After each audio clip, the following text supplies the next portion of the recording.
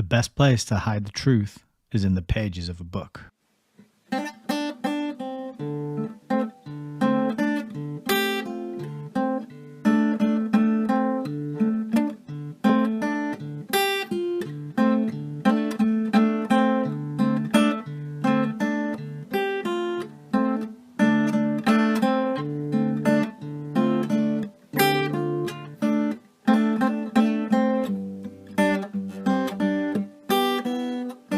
Maybe we should just read.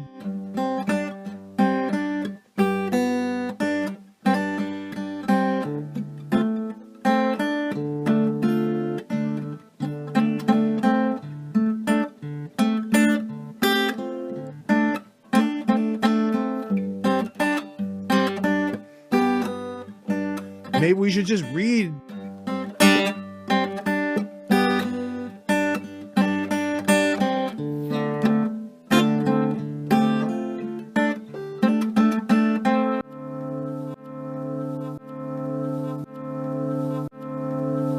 Welcome to Hayes Reviews. Yes, indeed. Welcome. Hello, good evening. This is Nick. I hope you can hear me. I hope you can see me. I hope you're doing well out there. I hope you're having a lovely Saturday. I've had a jolly good day today. I've been driving around, looking at houses, eating some good food, spending some quality time with my most beloved wife, the light of my life, and I'm extremely lucky to have her. And now I'm here with you, and I'm extremely lucky to have you as well out there in the audience. If you're watching live, if you're catching up on the replay at some point in the future, big thanks, huge, heartfelt welcome, and a big dose of gratitude for taking part, because this is my passion, this is what I love to do, and you're here witnessing it, taking part in it, and getting involved, and that is just incredible to me, because what we do here, what I'm trying to do and what we're trying to do together is really important. So if you're new, maybe it's the first time you tuned in, we read books. Yes, we do. A lot of crazy things have happened over the last 4 years, and it turns out much long time before that as well. But I only started paying attention 4 years ago, and part of how things played out for me was that I was realizing there's censorship, there's control, there's the deleting of channels and YouTube accounts. There was just incredible amount of mis and disinformation, and it became very hard to know what is true. And what I realized was, you know what? Books, they can't edit the books in real time the same way that they can edit the internet in real time. Books are physical, they are solid, they're tangible, they have a date, publication date, they have footnotes and references, they have lots and lots of words put in a very specific order to communicate a message. And these things are very valuable. And I sort of decided that I think books are going to become even more valuable as we careen into this Black Mirror future where information is digitized and constantly uploaded and now being created by algorithms and artificial intelligence. But I kind of prefer to call it artificial information because, you know, for real intelligence to take place, you need a nervous system and a brain and a body to carry all that stuff around, and you need fuel to go there. So you need a stomach, and then you need a mouth, and you need all these other pieces to go with it, right? Ones and zeros and algorithms, it's not intelligent. It is just software. And it's artificial information is what I call it. And so we're heading into wacky, strange times where we're not even sure if the things we see are real. CGI is so convincing nowadays that, it's hard to know whether what we're looking at is legit and real and believable, or if it's just all fake. And I think, what I've been noticing lately when I've been watching sort of new, films, TV shows, is that I feel like they're making the CGI more obvious. I mean, if you remember back to like the Tom Hanks film, Forrest Gump, there was Lieutenant Dan, and he had his legs amputated at the knees. That looked unbelievable. Like the actor didn't have his legs amputated at the knees, but in the film, the character did. And they picked him up out of the wheelchair and put him in the bed, and you saw these stumps. It just looked phenomenal, right? There's examples of CGI going back 10, 15 years that is just incredibly good. And now you watch like a Marvel superhero film and it looks shockingly bad. And I feel like there's this lulling us into a false sense of security where we feel like, oh yeah, we can spot the CGI because look at it, it's so obvious when we're checking it out. I'm watching a series that's entirely in black and white at the minute, and I can still spot the dodgy CGI, even though they don't even have to color it in. So I feel like there's a sort of trap there for us waiting if we are not very diligent. But I think one thing that has not been cracked yet is how to get an algorithm to create the live reading and broadcasting of a book. So I'm kind of hoping that what we're doing here and what we're working on is somewhat software proof. But that's just a little preamble and a little sort of intro into what we're trying to do here. And so you're here today for part 10 of my reading and our exploration and our discovery of this book, The Story of the Rockefeller Foundation by Raymond B. Fosdick. I'd never read this book before, so everything in here, everything that we're uncovering is a journey to me. I don't know what's in it. I just knew of it, and I managed to track a copy down, and I grabbed it, and I have a feeling that it is going to be quite valuable in the years to come because it contains some quite revealing admissions. Let's put it that way. So I put a little link out in via Telegram to some various groups that I'm in to let people know that we were going live and we were broadcasting, and I listed some of the things that they fund. And let me get here and pull it up. So they funded Tavistock, the Tavistock Clinic, right? UK. They funded Alfred Kinsey, the infamous, is that the right word? The disgusting, degraded pervert, who is kind of had his history rewritten by Hollywood and is sort of now kind of looked at as a hero. So they funded Alfred Kinsey. They funded, as we found out in the last, I think, reading, Council on Foreign Relations, that notorious think tank. They also funded the Royal Institute for International Relations, which is Chatham House, which is the UK branch of the Council on Foreign Relations. They funded China, so they're giving all this money to China and pouring loads of money there for them to create to buy into this allopathic sort of model of health and medicine. And I think my kind of pet theory that I haven't substantiated or proven, but my idea is that was in a bid to get rid of the Chinese system of healing and health, which is very, very different to Western style, right? They also funded eugenics. They funded the Galton Laboratory, which was the UK's first and premier laboratory studying eugenics, and that went on and kept its name right up until 2020, so 100 years there. And so we've talked a lot about that so far. And then they also funded the creation of the atomic bomb, and a massive amount of the scientists and people working in the Manhattan Project had their educations funded by Rockefeller scholarships. So that's a lot of fingers and a lot of pies. It's pretty incredible. And it's all in this one book. And this book is written by the president of the foundation, Raymond B. Fosdick, who was the first president of the foundation. And so it's pretty fascinating. And we're on part 10 tonight. And part 10 tonight is we're going to be covering two chapters. This is going to be chapter 17, which is the social sciences in a time of crisis, and chapter 18, the growth of the social sciences. And so we did learn a little bit about this in the last chapter, and the word social engineering was used, that phrase was used, but they're kind of calling it social sciences, and they're calling it the study of communities and groups of people and society.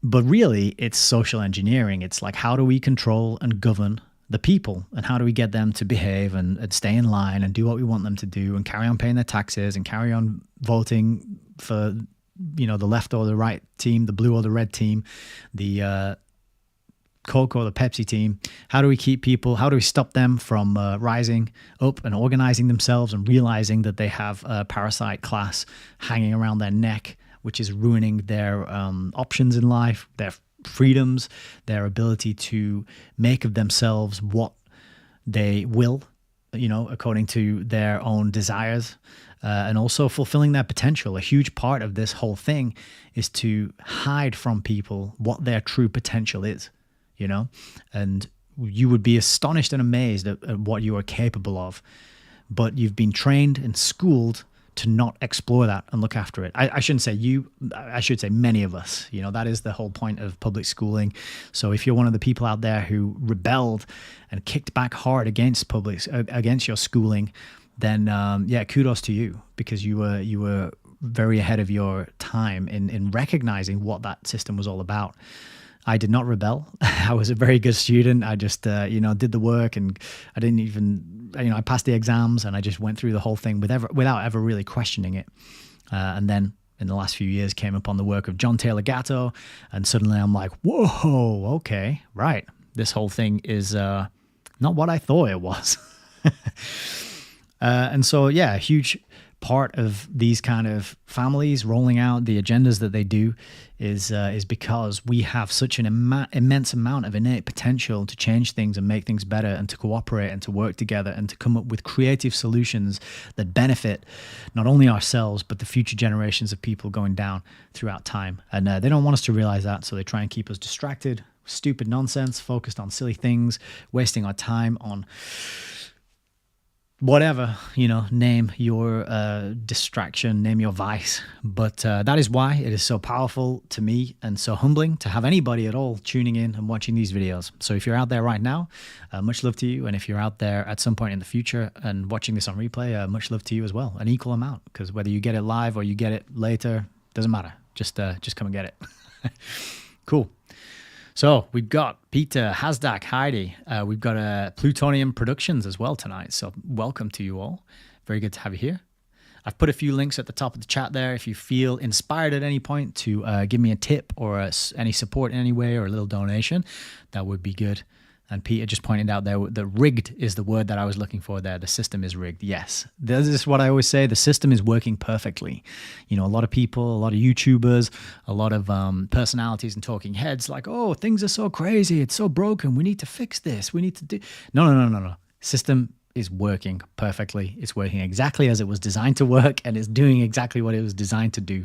This thing has been planned to the nth degree. The outcomes have been gamed, they've been war gamed, they've explored all the possibilities, and now we're in this crazy time where everything we do is tracked and traced and data-based. And so, yeah, psyops within psyops, Hasdak says the world is a stage. Exactly. So tonight,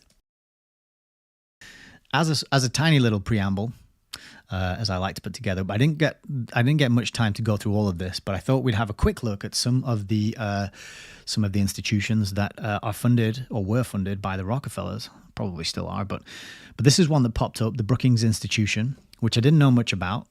But the reason that it stood out to me is because I'd heard it mentioned by Reggie Watts, who's a comedian, an improviser, beatboxer, a kind of absurd comedian. He says he sounds very intelligent, but he's actually saying nothing, and that's funny.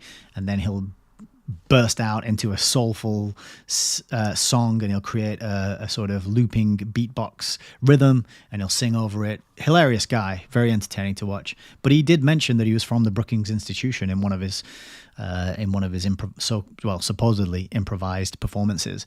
And I always thought, that's an odd thing. Is that a real? And then it turns out it's a real organization. So what is it? Let's find out. Well, it's an American think tank, and it conducts research and education in social sciences, primarily in economics. So again, for social sciences, you got to read social engineering, just like as we learned earlier in the week that for genetics, you've got to read eugenics, because eugenics was just rebranded genetics. So in the case of social sciences, what you got to read is social engineering. They have 5 research programs. They have foreign policy, and they have governance studies. They have global economy, so they're interested in the big scale thing here. And they also have development, this idea of new things and the progress, and we're just progressing all the time, and we have to change and change and change. And people think that development and progress is kind of organic, but it's actually all planned. And we're developing and progressing to an end game that has been defined and talked about and written down in books, that are 100 years old, maybe even more than that. But interestingly, we got three international centers for this one. One is in Doha in Qatar. One is in Beijing in China. How about that? and one's in New Delhi, India as well. So it's certainly got tentacles all over the place. But interesting that China popped up, given our discussions and our learning about the Rockefeller Foundation and their funding and investments in China, which I'll remind you, if you haven't seen that particular video, Raymond Fosdick tells us that China was the second biggest area of investment. And I don't think he told us what number one was, but he said the place, the area where they concentrated the second largest amount of money in terms of investment and grants and these kind of things. So a massive admission there, and very interesting. So the University of Pennsylvania tells us that the Brookings Institution is a global go-to. The University of Pennsylvania make a global go-to think tank index report, and it is named Brookings Think Tank of the Year and Top Think Tank in the World every year since 2008. So that game's not rigged, is it? The Economist described Brookings as perhaps America's most prestigious think tank. Brookings itself states that they represent diverse points of view. I'm sure they do. And they say they are non-partisan, of course. An academic analysis of congressional records from 1993 to 2002 found that Brookings was cited by conservative politicians almost as often as by liberal politicians, which earned it a score of 53 on a 1 to 100 scale, with 100 representing the most liberal score. The same study found Brookings to be the most frequently cited think tank by US media and politicians. So non-partisan, it looks like it according to this score, but what does that mean really? What is this non-partisan thing? What is this centrism and this centrist idea? Well, that's the plan, isn't it? That the centrist idea and the centrist position, that is the plan that is in place and that we are being herded into. Because the way it happens is you get this illusion of now we're going left and now we're going right and now we're going left and now we're going right. But all along, the plan is of advancing. And so the pendulum, the song by Jordan Page, he's a fantastic American musician. He has a song called Pendulum about the pendulum swings from left to right, meaning that this, it doesn't matter if the left get in or the right get in, because this plan in the middle is marching ahead. And people think there's change happening, and they think there's voting happening, and there's democratic control, and there's influence and control of the people within politics. But I'm sure everyone in my audience knows that's an illusion anyway. So a little bit about the history. Founded in 1916 as the Institute for Government Research. And the three broad goals were, 1, strengthen American democracy, which we probably all know is mob rule. Just the 51% get to force the 49% to do whatever it is that they want. And foster the economic and social welfare, security and opportunity of all Americans, and secure a more open, safe, prosperous and cooperative international system. So you can definitely infer that they're looking at globalism and they're looking at rolling out systems which make everywhere the same, in other words. And of course, the founder was a philanthropist, or maybe we should say philanthropath, which is a good word that somebody threw into the chat at one point. And he secured grants from the Rockefeller Foundation and the Ford Foundation and reorganized Brookings around the economic studies, government studies, and foreign policy programs. Because of course, if you want to come up with a system and expand it beyond the limits of your nation, you're going to have to learn about and know about foreign policy. And this is why we have the Council on Foreign Relations, or here in the UK, the Royal Institute for International Affairs. It's about that, looking beyond the border of the nation state, undercutting the sovereignty of the nation state, and having these sort of game of nations, as Miles Copeland referred to in his book, going on. So a little bit further down, 2019, Brookings had an endowment of $377 million, which is quite a tidy sum. And they've got publications too. And this one stood out to me, which is Global Phobia, Confronting Fears About Open Trade. So I think that would be an interesting one to read, because I read that as confronting people who stand up to globalism. but I'm kind of guessing there. I haven't actually read it. But I like this bit here. It says, in addition, books, papers, articles, reports, policy briefs, and opinion pieces are produced by Brookings research programs, centers, projects, and, for the most part, by experts. The all-elusive and ever-present experts. Trust the experts, believe the experts. Experts tell us, experts have said, 99% of experts agree. Yeah, it's all about the experts, isn't it? And I think, if anyone's been paying attention over the last 4 years, you should have had it up to here with experts. But they're just one of those words they bandy around to get people to kind of be wowed and to not ask questions and to not think critically. It's like, well, experts said it, so therefore it must be true, right? So always be alert when you see this word experts. So what about the Brookings Institute policy influence? Well, their history goes to 1916, and they contributed to the creation of the United Nations. How about that? And they also had a hand in development of international policy, influential policies for deregulation, broad-based tax reform, welfare reform, and foreign aid. So if you're unhappy or you have an issue or you have a few questions about all this money that's being sent to other countries to help them kill people with your sort of money that is taken via taxation, then you might have to ask the Brookings Institute, or you might have them to thank for it. And it says here, along with the Council on Foreign Relations and Carnegie Endowment for International Peace, what a joke that is, title, Brookings is generally considered one of the most influential policy institutes in the US.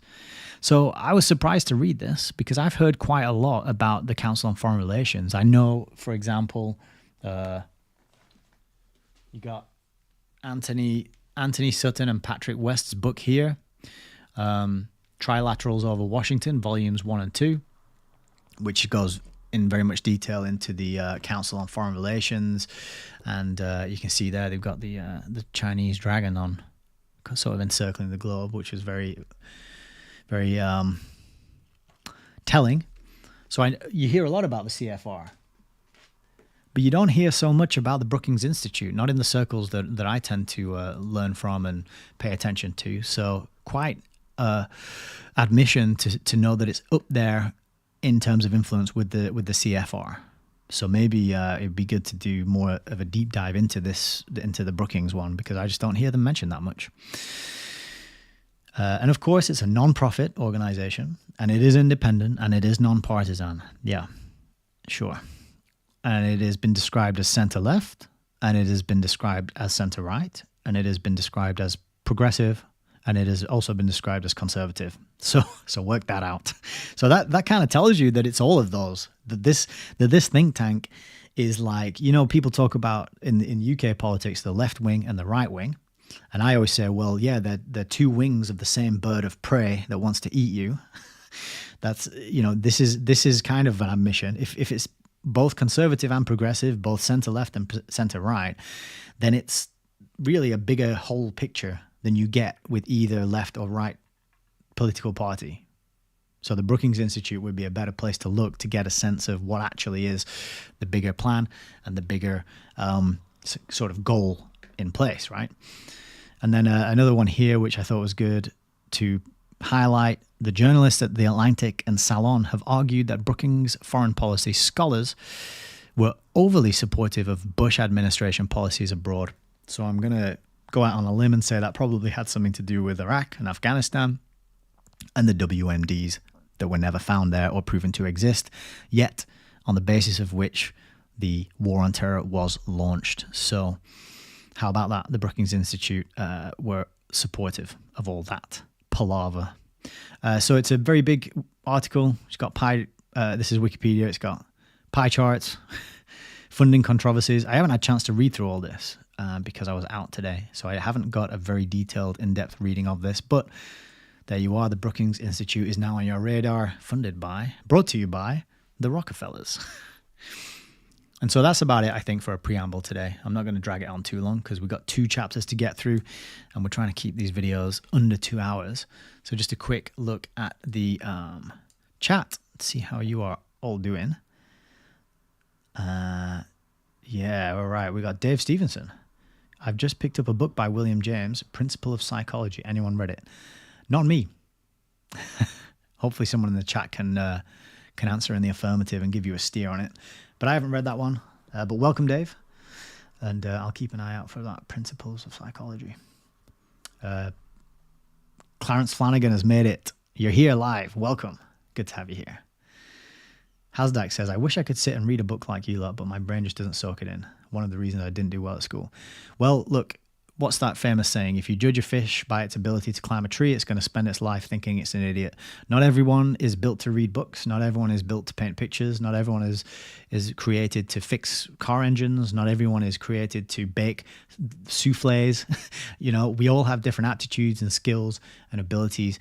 And if you can't focus, if your strength isn't to sit down and read a book and turn the page and pay attention to it, then you've got strengths and aptitudes and abilities that lie elsewhere, my friend, and just keep trying different things and experimenting. And part of the reason why I do this is to help people who don't have the time, the energy, the attention, or the access to sit down and read the books themselves. So you can pop on a recording of Hayes reviews and you can go about your business, do something else, go for a jog, maybe a walk, maybe whatever it is you like to do, and you can get the information in a different way. So don't beat yourself up about that. And the other thing is you can learn, so a great resource. Flipping out, where is it? Right, one sec, bear with me.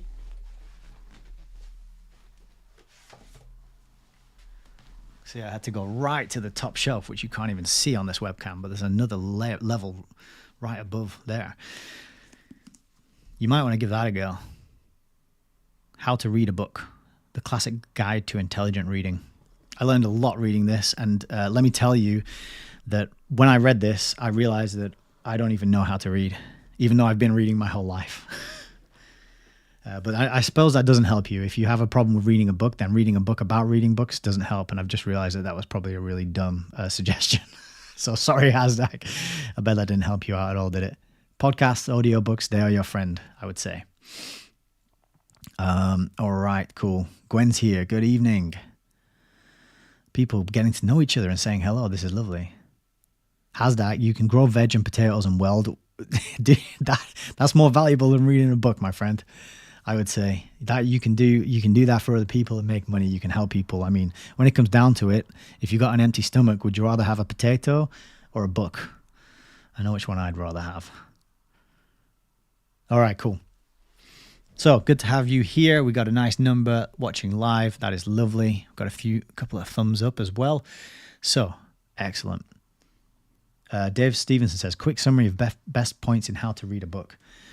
Well, seeing as you asked so nicely, if I'm not mistaken, I think I marked up the best pages with little cards so I could more easily. Oh no, maybe I took them out. Oh no, here we go. So you're in luck. I actually thought ahead to this exact moment, and I put these little white cards here, which you can't see. I put these little white cards here to mark the most important pages. And now I'm really glad that I did that, because I get to show you the most important pages from this book without having to rely on my sketchy memory that I ruined through too many years of, fill in the blank. But so the key thing you got to take away is that there are 4 different kinds of reading, and we'll actually go to the contents, because this is so you've got the levels of reading, and you've got first, second levels, and then you've got a third and fourth level. The third level, and then I think I'm pretty sure there's a fourth level. Yeah, the fourth level. Okay, so the first level of reading is elementary level reading. And there's different stages and levels.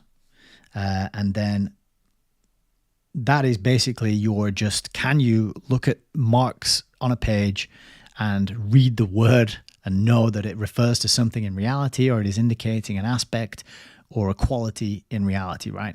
So that's a very basic thing. The inspectional reading, the second level, the inspectional reading is really useful, and I was happy to learn that, because in inspectional reading, what you do is you pick up a book and you spend 5-10 minutes and you assess whether or not that book is worth reading properly, reading in its entirety. And so what you do, you'll pick it up, and you'll open and you'll read the contents. So you get an idea of what's in the book, right? Then you might go straight to the back and have a look at the index and get a more detailed list and idea of what topics are in that book. Okay. And then after that, you go to the intro and you'll quickly read through the intro and get a sense, because usually a good writer will tell you in the intro what the book's about and what you're going to be reading in the book later. Okay. So you'll read the intro, then you'll flick to the conclusion and you'll read the conclusion. And there you'll get an idea of what the journey of the book is the author's trying to take you on. So you read the beginning and the end, and by assessing the beginning and the end quickly, you can decide whether that middle journey is worth going on in more detail. So inspectional reading is really handy. If you're into browsing bookshops, pick one up off the shelf, quickly do a 5-10 minute inspectional reading of it, get a sense of whether it's worth buying or reading, because your time is precious. There's so many books in the world. So having that methodology for discerning and deciding what to read is really, that's worth its weight in gold on its own, right? So they're your first two levels. After that, you're going to come to the third level of reading, which is analytical reading. So you can see the subjects here for this chapter. This is where you're getting into a higher level of reading. So pigeonholing a book. So this is coming up with, okay, what kind of book is this and what does it do? And giving it a sort of functional title, okay? X-raying a book. So that is getting a sense of the structure of it quickly. And again, this is all without reading every single word of it on every single page, starting at the beginning and the end. I suppose in short, what you kind of learn here is how to get the important aspects of a book quickly without just starting at the beginning and going to the end. Because a lot of people pick up a book, they start at the beginning, they work their way to the end. They might give up halfway through or part of the way through and never pick it up again, right? This is like, okay, we've got this thing. How do we find the relevant stuff and the information quickly and efficiently in order to best decide what to do with this book further down? Coming to terms with an author, that's about understanding the vocabulary and the terminology used, understanding the author's message. Then it teaches you how to criticize a book, right? So you don't want to just pick up a book and believe every single word in it. You want to think critically about it. What is the purpose? What is the bias? Identifying these sort of things. Then you can decide whether you agree or disagree. So that's the third stage. Now, once you've got that down, you get to go to part 4, which is syntopical reading. And I'd never heard of syntopical reading till I read this book. Syntopical reading is reading multiple books around a specific subject area and then compiling those different books into a sort of coherent viewpoint on that topic. And so this is where you will iron out the contradictions and you will filter the signal from the noise and you will gather that. So syntopical reading is just reading 3, 5, 10 books around one topic in order to get a really good, fully informed picture of it. So in a nutshell, that is how to read a book. And this is one of my favorite books, in fact.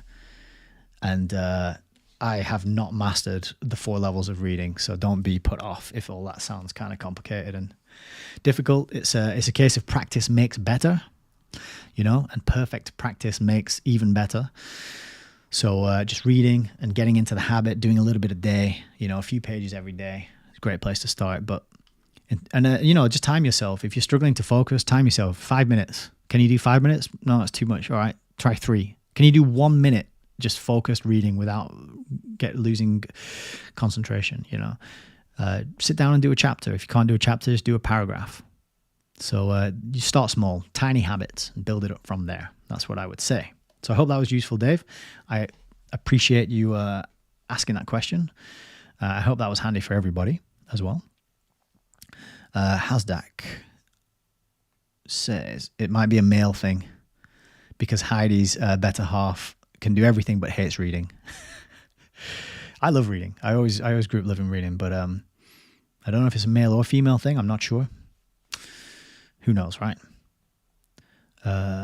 Priorities. Yeah, it's about prioritizing what is useful to you and the people around you. What's going to help you live a fulfilling life? What's going to help you forge relationships with your community and your neighbors?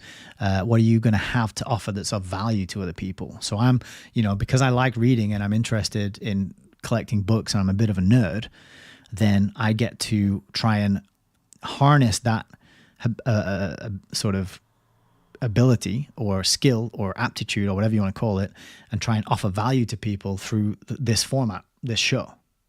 And then, hopefully people get inspired and they get enough value and they learn stuff, and then they want to offer value in return to me. And that might be through a little, a donation, or it could be in other ways, like teaching me something that I need to know to help make this a better show. So giving me feedback, just a thumbs up, a like, a share, all these things is like an exchange of value, because I know your time and attention is precious. And I know that not everybody likes to get into the books like I do. And so I can share that with you. So whatever skill you have that you're passionate about and you like doing, and you can, and other people will find value in, you got to find a way to leverage that and then offer it to the people around you and in your community. And that's a good way to build relationships and kind of get ahead in life. Dave says, very interesting. I've never been able to put bad books down without feeling guilty, but I've definitely wasted my time on plenty. Thanks for going through it. You're very welcome. And I'm smiling because I know that I'm a completionist. Do you know, I very rarely started a book and not finished it. And I'm like, and sometimes I'll just stay up late just to get it finished so I can get rid of it and start reading something that I actually enjoy. So I know that feeling. Adamski, welcome. Oh, cool. So you're talking about Gut and Psychology Syndrome, which is my favorite book on food and digestion and how to heal your leaky gut, and it includes recipes. And we talked about that a few videos back. I can't remember. It seems like 2 or 3 weeks ago or something now, maybe longer, but I'm glad you got that. And I hope you find useful in it. I hope you find use in it. I still think it's a fantastic one. And Dr. Natasha Campbell McBride is still active. She has a farm. You can go and volunteer there and learn how to grow food and make organic meals that are healing and nutritious and fulfilling and tasty.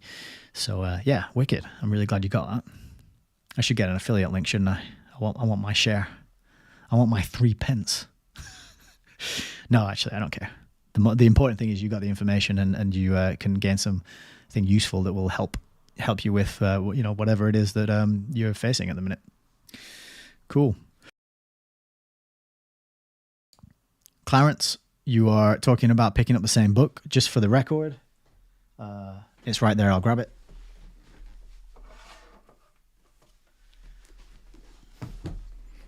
Gut and Psychology Syndrome by Dr. Natasha Campbell McBride, MD.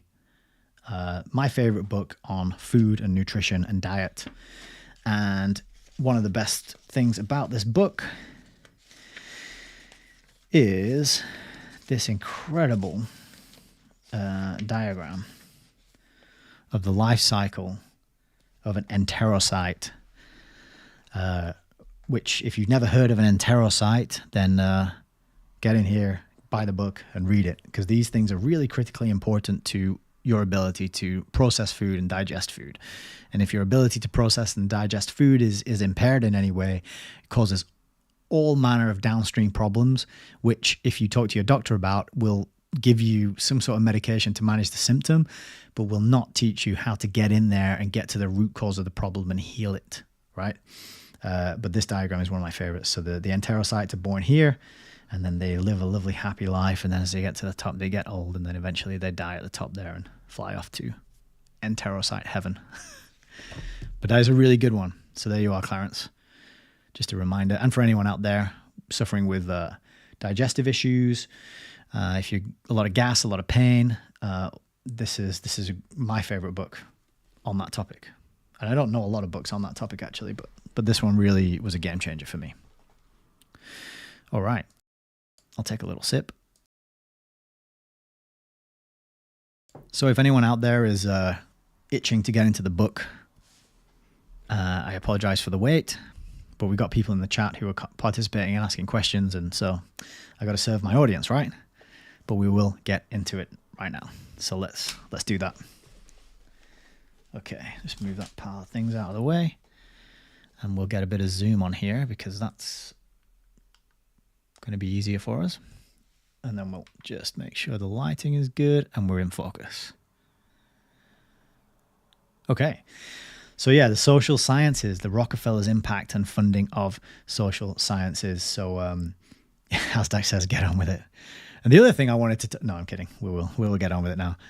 So the last chapter, he did mention social engineering. And I wonder if we could go back and refresh ourselves. Or it might not have been the last chapter, actually, because there was quite a lot there about the Spellman, the Laura Spellman aspect of their charity work. But they did use the term social engineering, but they only used it once. And then they went back to social sciences. And so I think if we are reading between the lines and keeping our spider sense switched on and turned up to 11, we will be able to pick up and glean some interesting insights from these two chapters on the social sciences. So let's get into it and do that now. Chapter 17, the social sciences in a time of crisis. The social sciences came to maturity, or at least left their adolescence, at a singularly inhospitable time in history. Two cataclysmic world wars with an equally cataclysmic depression sandwiched in between, and a future that is black with uncertainty, have swamped these freshly arrived sciences and techniques in a flood of newly created and insistent problems. It is as if, in the medical sciences, the doctors were struggling with a constant stream of new diseases for which there was no time for diagnosis and research. One strange and unexplained set of symptoms piling on another and filling our hospital beds with unfamiliar and unidentified maladies. Moreover, as the new diseases break out, the existing diseases become vastly more complicated. Under conditions in some degree comparable, the social sciences have struggled over these last decades in an atmosphere of mounting complexity, with problems developing far faster than they could be solved, and under the added handicap of having to work not with rational material, but with the rational and irrational conduct of man. In 1939, when Willits assumed the leadership of the Foundation's Social Sciences Division, the Second World War was just on the threshold. An intellectual blackout seemed to be closing down on human life everywhere. To speak of research in the field of international relations, for example, appeared almost a jest, and a bitter jest at that. The President's review of the Foundation's work for that period reflected the anxiety and disillusionment of the time. Quote, "Everywhere reason is on the defensive, and we live in danger that mass hysteria will completely overwhelm it at a time when it is most needed as a safeguard. If there have always been wars and rumors of wars, never before has there existed the possibility of such material havoc and cultural disintegration. It may be that this arid period in which we are living is the watershed between two forms of civilization, and that the future beckons to a promised land more pleasing than we dream." Utopia, then. This optimism is creditable, but for the moment at least the world is facing a cultural crisis in which reason is everywhere in retreat. So I find that interesting. To me, I guess these guys would have known that the world wars were sort of planned and allowed to happen because there was no reason for them other than the will of, this elite that wanted them to happen. And what I talked about in a previous video was what a perfect tool to get rid of all resistance to your rollout of this new worldview and paradigm that you want to get people on board with, right? To just wipe out all the fighting age men, all the men that will stand up and question and get together in defense, of their communities.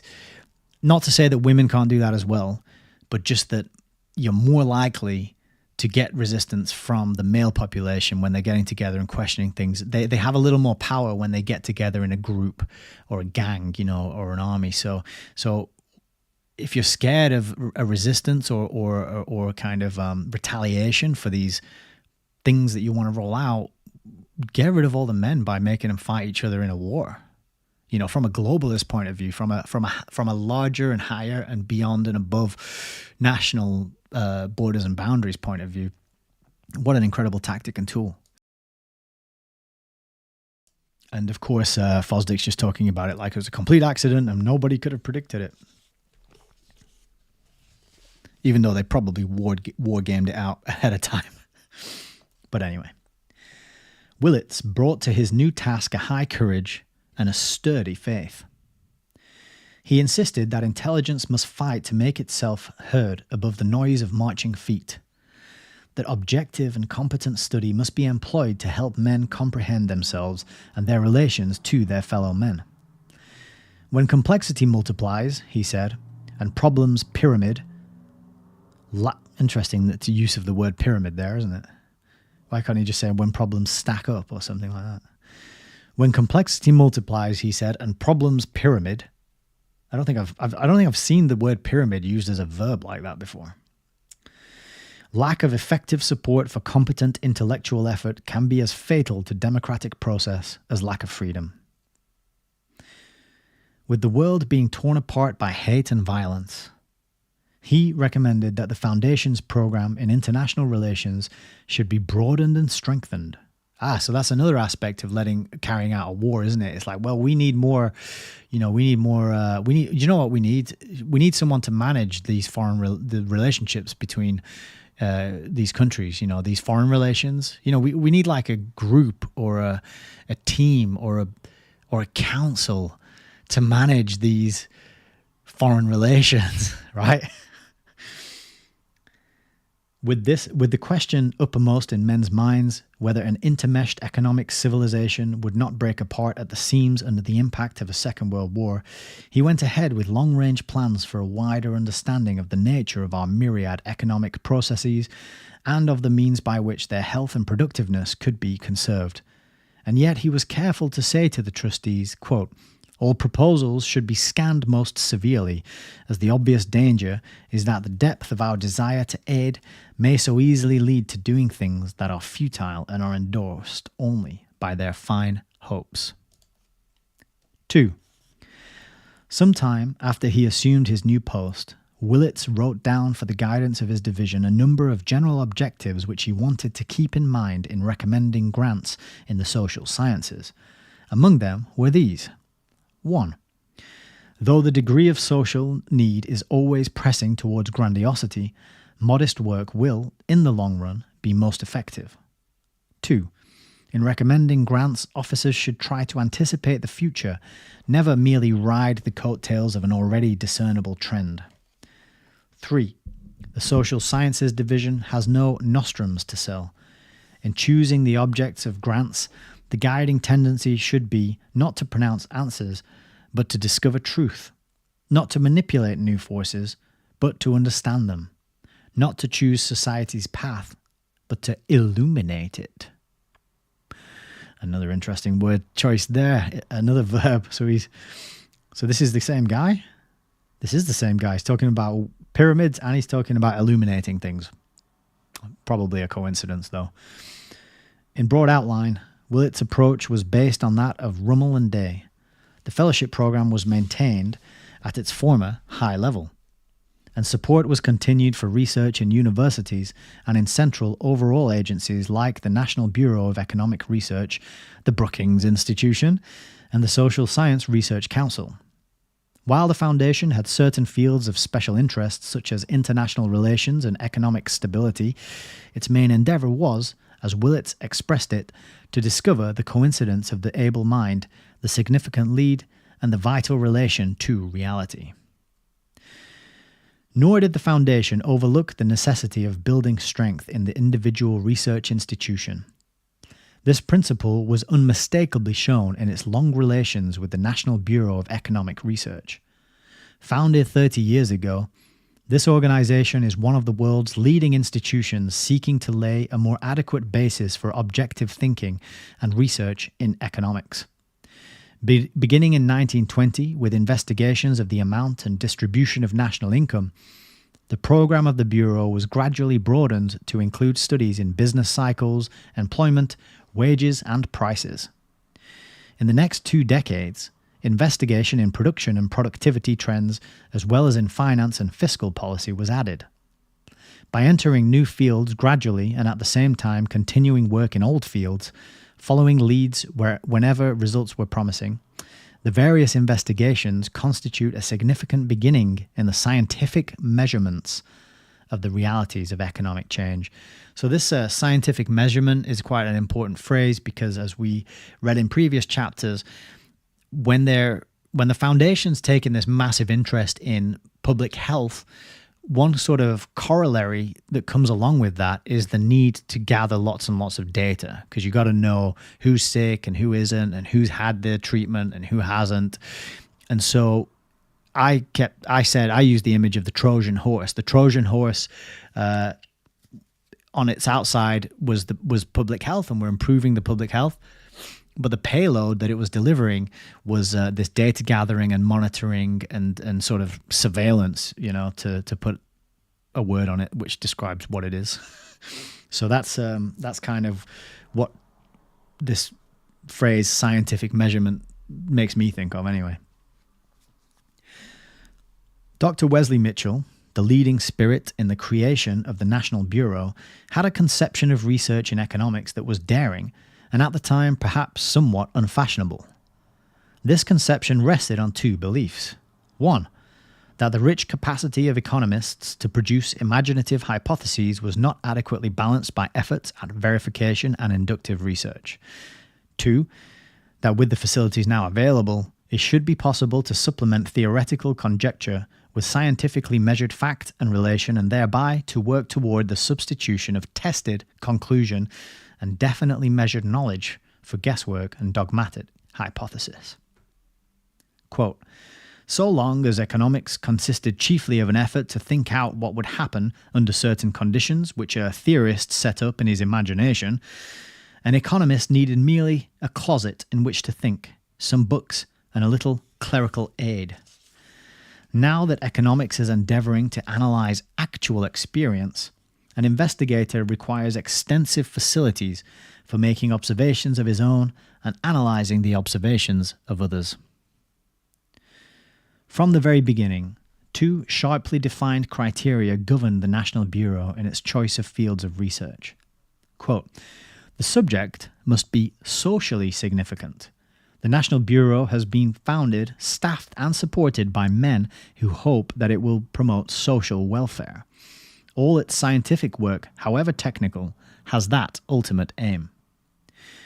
The subject must be susceptible of scientific treatment.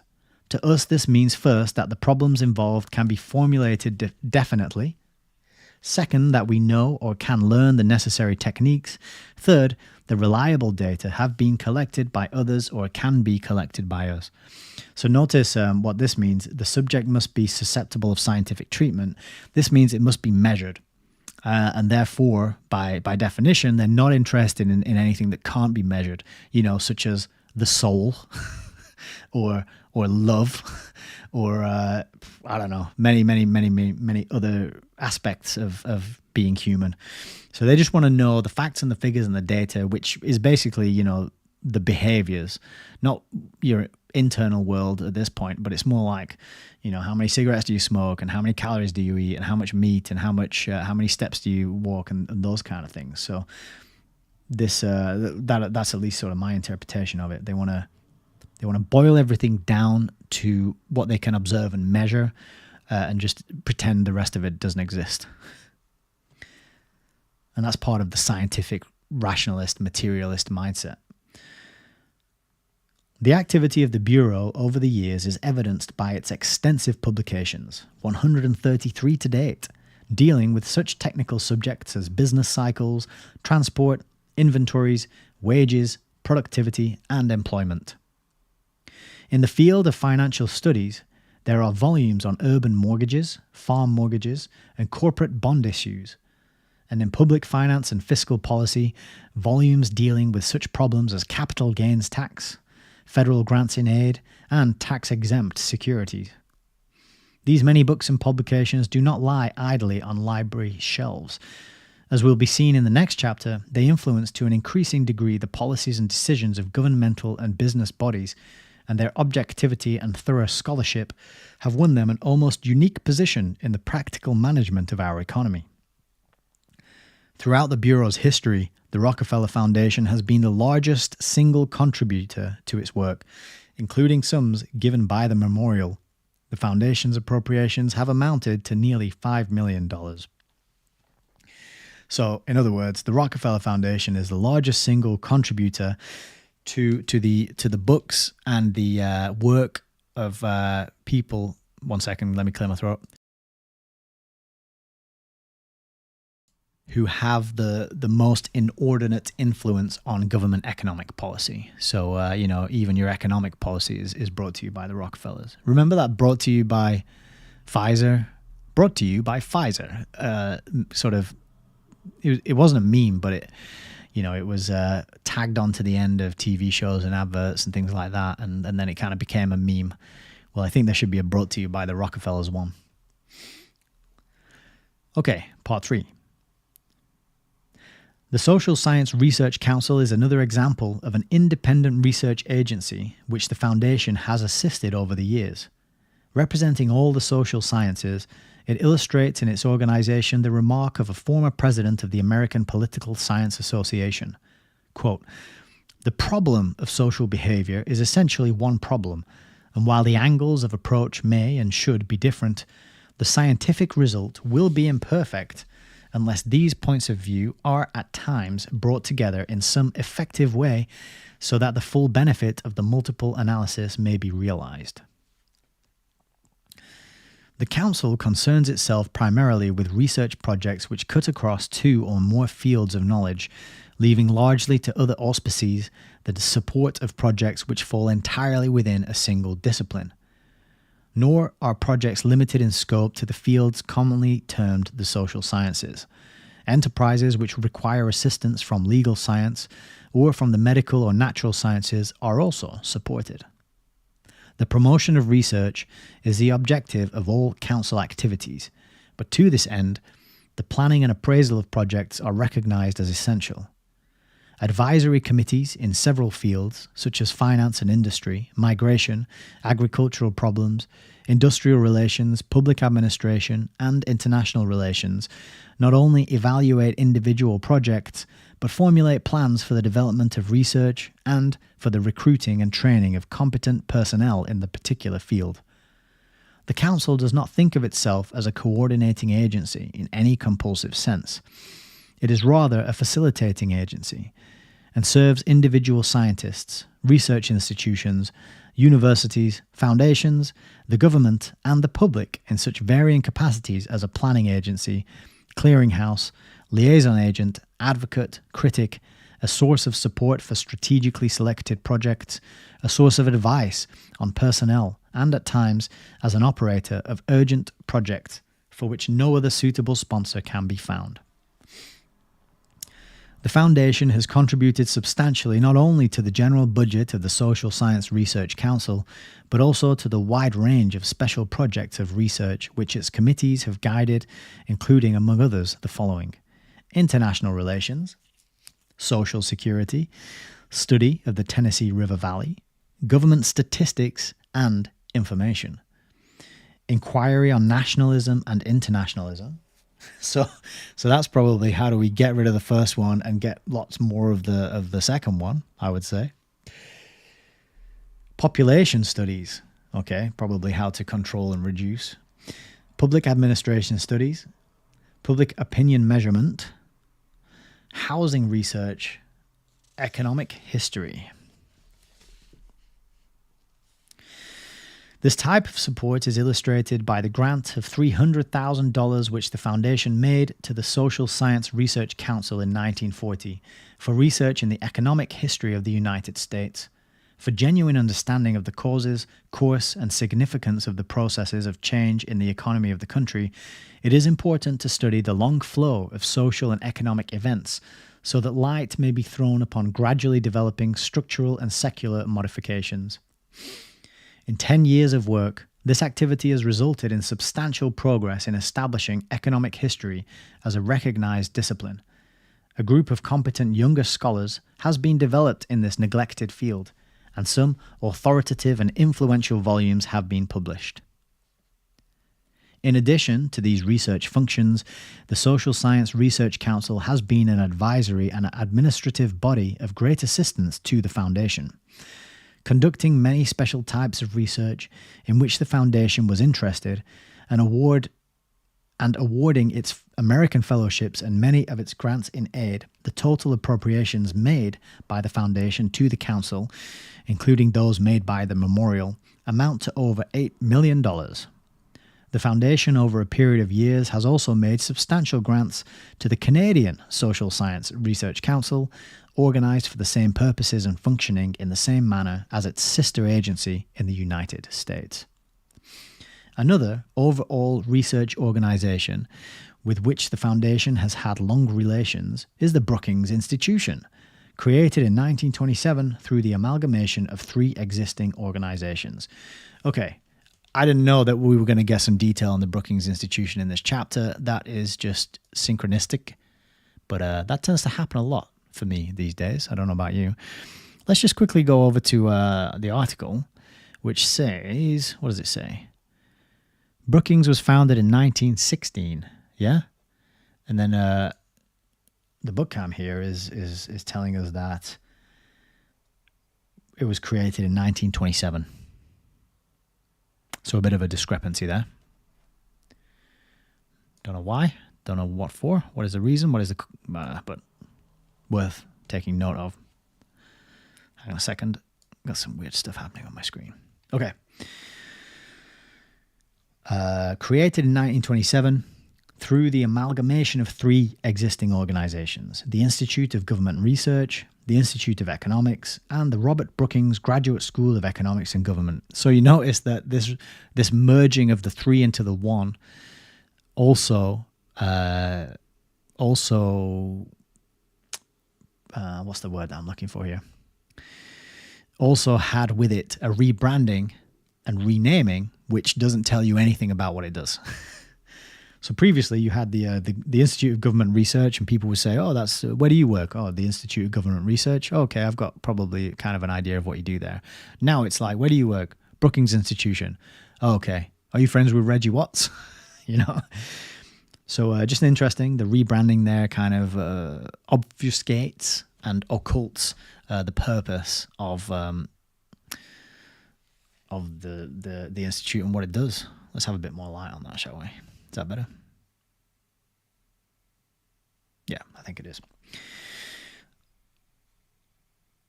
Its research covers broad ranges of the social sciences, particularly in the field of economics, government, and international relations, and its publications, which are widely used, have gained for themselves a reputation for objectivity and balance. Over the years, the memorials and the Foundation's appropriations to Brookings, both for its general budget and for special researches, have amounted to roughly $2.3 million. Other special research institutes have also been given assistance. The Food Research Institute of Stanford University furnishes a significant example. Established for fundamental studies of the problems relating to the world's food, i.e., the problem being we aren't in complete and full control of it. It has centered its attention on a wide variety of basic questions, such as international commodity agreements, agriculture and business cycles, the relation between prices and government policy, and world developments in the food situation as a basis for relief plans and nutritional policies. Appropriations to this institute begun by the memorial were continued by the Foundation. Support was also given to the economics section of the institute for advanced study at Princeton. Scholars from America and abroad sought out this institution because they felt that it presented perhaps the best combination of stimulus and freedom for truly advanced work that existed anywhere in the world. That the institute thus served as such a powerful magnet was due to the quality of insight, wisdom, and experience represented in its staff. 4. During these war years and in the post-war period, although substantial sums were given to special institutes of research, there was no tendency to neglect the universities. Except in one or two special cases, the Fluid Research Fund device had been abandoned, but interest in the university as a natural center of research and as the source of the stream of the social scientists of the future was constantly constantly maintained. I said manipulated because my eyes went back to this bit here, the social scientists of the future. I actually want to tab that page because that's quite a phrase, isn't it? The telling, that phrase is telling us that they got their eyes on the future, and they're funding and grooming and making sure that their people are in the right place. And I can't find my pencil. No problem. I won't pencil it today. But just remember that I lost it already. Social scientists of the future. There we are. Apologies for that interruption in the flow there. The universities are places of infinite hope and infinite despair, wrote Willits. That's a pretty good way to sum up universities, actually, especially today. But they are the West Points where social scientists are germinated and their educational and professional standards determined. Later, he said, quote, "No indictment of university standards of graduate teaching in the social sciences would be fair which did not acknowledge the debt to many able and perhaps obscure men and women who, under discouraging conditions, are doing an excellent job. With integrity and competence, and too often without public understanding or appreciation, they are feeding into our society through their students the standards of mind and spirit towards the study of social problems that a civilized society needs. But the total situation is more likely to produce the mediocrity of today than it is to create the excellence which tomorrow requires. In the social sciences, the universities have not yet won the reputation as hosts for excellence that they have for the natural sciences, for medicine, and even for the humanities. In undergraduate work, the foundation was able to do very little, although occasional grants were made for experimental courses or to provide opportunities for realistic research. But first things had to come first. And the primary need was to build a foundation of basic knowledge upon which good teaching, both graduate and undergraduate, could rest. So that's an interesting admission as well, because I've often thought of the Rockefeller Foundation. It's interesting they use the word foundation, right? Because the worldview, the scientific materialist worldview that they funded and spread throughout the world is a type of foundation on which subsequent generations of humans have been brought up and indoctrinated. And I have said before that scientific materialist worldview, germ theory, allopathic Western model of medicine, that is the foundation on which the Big C event of 2020 was carried out. And without that foundation having been in place and well funded and kind of pushed through the schooling system for 100 years or so beforehand, if that hadn't happened beforehand, then I don't think the scam would have been so successful and so many people would have bought into it and believed it. And so just an interesting observation on that use of the word foundation there. I'm sure it's absolutely no accident that really what they're doing is laying the foundation for the future that they want to build and they want to roll out, right? Which, spoiler alert, is not in our best interests. And that's kind of an admission of that there, isn't it? It's kind of saying, build a foundation of basic knowledge upon which good teaching could rest. So they are deciding what is that foundation of knowledge on which everything else is built. This had been true in the development of medicine, for example. There you go. Until, it's so many synchronicities, right? I just use that example and then the next sentence is like, medicine. Until research established the essential facts of anatomy and its related subjects, the medical schools were forums of dogma and untested opinion. In the social sciences, the need for such a fundamental substructure was even greater, and the work of the foundation in the universities was therefore devoted almost exclusively to the promotion of research at the graduate level. The pattern of this type of support is almost bewildering in its variety, and it is possible in this chapter to mention specifically only a few of the grants that were made. The foundation worked on an international basis, and as far as the war and its aftermath permitted, efforts were made to develop the research resources of universities abroad as well as at home. Thus, at Oxford, support was given to the Institute of Statistics for research on the empirical and quantitative side, and to develop additional research facilities at Nuffield College. At Cambridge, the foundation's funds went towards the general budget of the Department of Applied Economics. Quote, Cambridge influences teaching and policy on economic questions in Britain more than any other university, said the docket of the foundation meeting at which the appropriation was voted. Quote, the study of applied economics has been gaining ground in England. Research in this field has developed rapidly, and the value attached to it in government circles and in industry has greatly increased. Of the activities at the University of Manchester, that's down the road from me. I was there today, in fact. Not at the university, but in Manchester. Where support was given for the economics research section, the foundation's officers reported, quote, the work in economics at Manchester is not surpassed either in tradition or in promise. It combines theory and empirical testing in an extraordinary way. In Paris, the Institute of Economic and Social Research, the RIST Institute, received substantial funds after the war as it had before, and the hope was expressed that the grants would reinforce the efforts of the French economists who are seeking to break the grip of tradition upon the social sciences in France, and particularly upon economics. Oh yeah, we've got to get rid of that horrible tradition. Can't be having any of that, can we? For these same general purposes, and with this desire to promote an empirical approach to the social sciences and help build a substructure of tested fact and relation, grants were made abroad to a wide range of institutions, including, among others, the University of Glasgow, the London School of Economics, the University of Oslo, and the Dutch Economic Institute. So they keep throwing money at London School of Economics, which I find quite curious, but not surprising at all.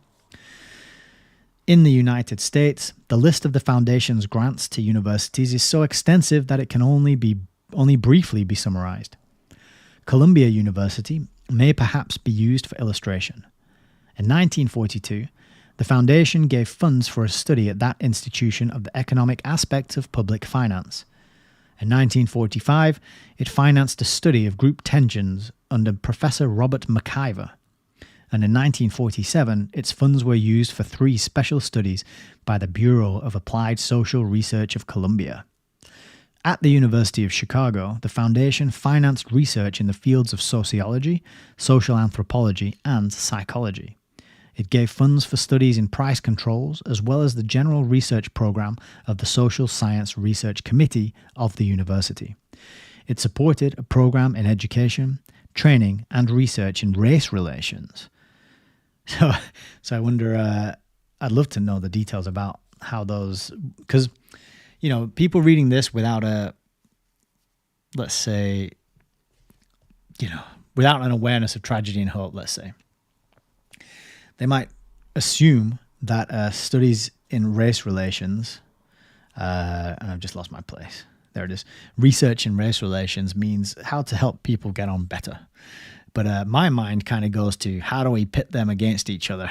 The research is like, how do we destabilize this and make them suspicious of each other and make sure they don't integrate and band it together and unite under a common purpose, which is, to get rid of us.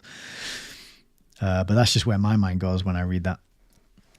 And it made grants to the Cowles Commission for Research in Economics, affiliated with the university, a group that is doing original work in the statistical testing of economic theories, the measurement of economic relations, and the explanation of business fluctuations. Similarly, the foundation made contributions to the University of Pennsylvania for an investigation of the distributive system as measured by the service it renders to the American consumer, and for the Industrial Research Department, which includes among its varied activities studies of wages, commodity prices, and many phases of the functioning of the Philadelphia labor market. To Yale, the foundation contributed funds for a study of the labor market structure and wage determination.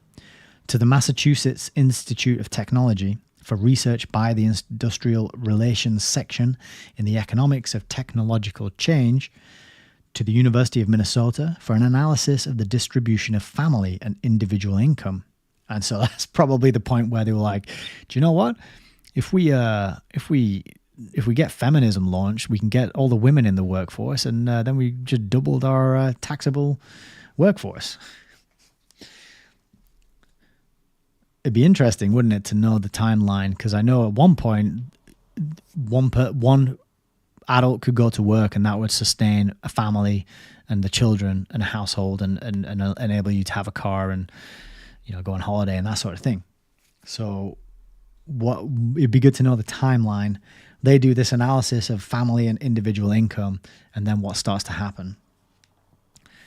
To the University of Iowa for a study of the social and cultural factors of child development. So again, you know, what are they trying to understand? What are they trying to figure out? And how are they trying to weaponize that knowledge and use it against people? To Harvard for research centered around the far-flung questions of the utilization and allocation of national economic resources, with particular reference to the changing structural characteristics of the American economy. In all these types of activity, the university occupies a key position. We are living in such a partisan-minded world, with research viewed merely as a means of implementing partisan objectives, that the vigor and effectiveness of universities as independent research centers would seem essential to a long-run social policy. 5. During these critical years, the Foundation maintained as far as it could its work in international relations.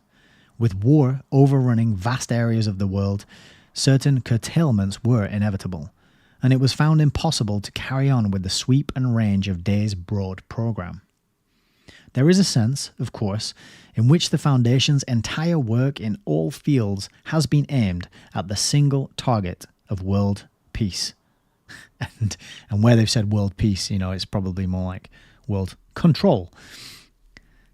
Whether the activity has been the control of malaria in Sardinia, or the extension of our knowledge of human behavior through research in psychiatry, or the promotion of the interchange of students of philosophy between North and South America, the objective has been a humane and rational world in which peace among men could be secured. The preparation of the soil for a social order in which peace can permanently grow requires the maturing processes of time, and while some may doubt whether our civilization is going to be accorded this necessary factor of time, unless we take the completely defeatist attitude, we have to proceed on the assumption that the world of the future will still be a free world in which reason rather than force will control. Meanwhile, the direct approach to the overwhelming crisis of our generation cannot be neglected. And it was in this spirit and against this background that the Foundation in the 40s carried on its activities in international relations. The establishment of the Russian Institute at Columbia University in 1946, with an initial grant of $250,000, is illustrative of the Foundation's approach. The relations of the Western world with Russia are too immediately important, too freighted with all sorts of possibilities, to be left to the mercy of uninformed emotion. What is required is a determination to be accurately informed, to see things as they are. In our generation, it may not be possible to throw any bridges across the ideological chasm, but certainly a wider and deeper knowledge on our part of Russian ideas and motivations is basic to fundamental policy and essential to self-interest. The Institute, which has become a leading center in the Western world for advanced training and research in the field of Russian studies, provides courses and discussion classes in the history, ideology, economic system, political institutions, literature, and foreign relations of Russia. Its aim is to train students as broadly based specialists who understand Russia and the Russians, and who thus prepare themselves for careers of authority and influence. The number of students is limited, and only the best of those who apply can be admitted. Among the students are also officers on active duty, assigned by the Army, Navy, and the Air Force. Others are Foreign Service officers, similarly assigned by the Department of State. The non-government students come from most of the states of the Union, as well as from Canada, Great Britain, Belgium, and Norway. Some 40 of its graduates are teaching at institutions like Yale and Michigan, and a dozen others. Graduates have taken positions with journals and magazines like Time and Newsweek, or are in government service. Several former students are employed by the United Nations or by UNESCO and other specialized agencies. Whatever the hazards we face, that's like Klaus's penetrating the cabinets, isn't it? Whatever the hazards we face in our relations with Russia, and no one would minimize them, the work of this institute at Columbia and of other research agencies points the way to more intelligent judgment than would otherwise be available. Another strategic move was the support given to the Council on Foreign Relations for its so-called War and Peace studies. Experience has shown that the policy-making officers of the government are not only desirous of knowing what the intelligent citizen thinks ought to be done, but are eager to have the analysis and judgment of outside experts whose help is prompted by disinterested motives. With this in mind, the Council, on the outbreak of the war in Europe in 1939, extended to the government an offer to assemble groups of experts, there they are again, the experts coming in to save the day, who would analyse and make recommendations on the problems that would face the United States as a result of the conflict. The State Department accepted this collaboration, but in doing so avoided, of course, making anything in the nature of an exclusive arrangement. On its side, the Council maintained its complete independence, received no subsidy or financial help from the government, and carried on its work throughout as a private agency. The assignment involved a long series of studies carried on by the best experts obtainable, and the results were forwarded privately to the government, where they were employed not only in the State Department, but in the War, Navy, and Treasury departments as well. The project, which throughout its course received cordial support in Washington, was in effect an active mobilization of the intelligence of the country in aid of foreign policy. During this difficult period, also, the Foundation gave substantial help to organizations like the Foreign Policy Association, the Institute of Pacific Relations, the Canadian Institute of International Affairs, the Economic, Financial and Transit Department of the League of Nations, which during the war carried on its highly significant studies at Princeton, New Jersey, the Royal Institute of International Affairs, London, the Geneva Graduate Institute of International Studies, which continued the nucleus of a research program despite the comparative isolation of Switzerland, and the Swedish Institute of International Affairs in Stockholm, which not only maintained its level of activity during the war, but enlarged its work. Another organization to which the Foundation gave extensive aid during this period was the Institute of International Studies at Yale, established in 1935 for the purpose of research and training in the international field. The Institute set out to do three things. 1. To make careful historical investigations of situations out of which wars might grow. 2. To develop some generalizations about the particular behavior of nations. And 3. To apply the knowledge so gained to the clarification of questions of American foreign policy. Over the years, the Institute has brought together a strong nucleus of scholars on regular appointment, supplemented by other scholars on leave of absence from their normal work. Not only have the publications of the Institute had wide influence, but the stress which has been laid on a broad and well-rounded program in education and training has resulted in a creative faculty and a promising student body.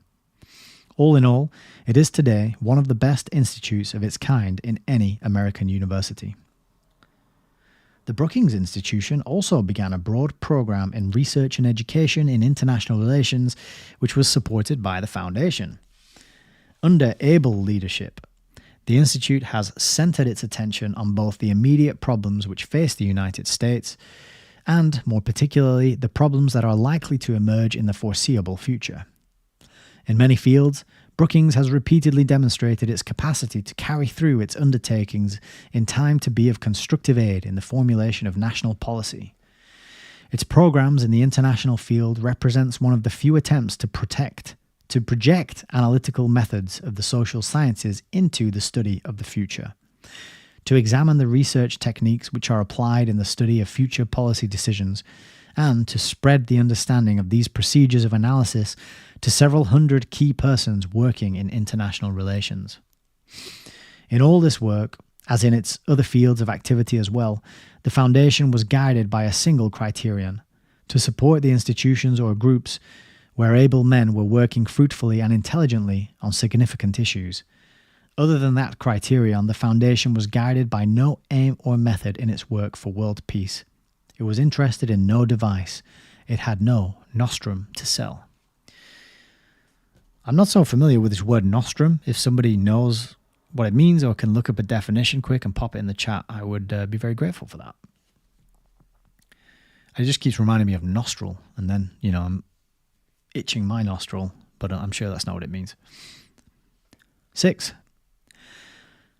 Following the line of his predecessors, Willits believed that while it was important to choose certain areas for primary research, it was also necessary to retain flexibility of program to meet unanticipated opportunities and to keep up with the ramifications of modern social concern. Consequently, projects and areas of interest were frequently supported which are not easily classifiable under any of the traditional fields of Foundation activity. For the sake of convenience, some of these projects and general topics are discussed in the following paragraphs. Okay, we got Dave jumping into the rescue with a definition of nostrum, says fake medicine and deliberate, kind of like snake oil. Okay, nice, thank you.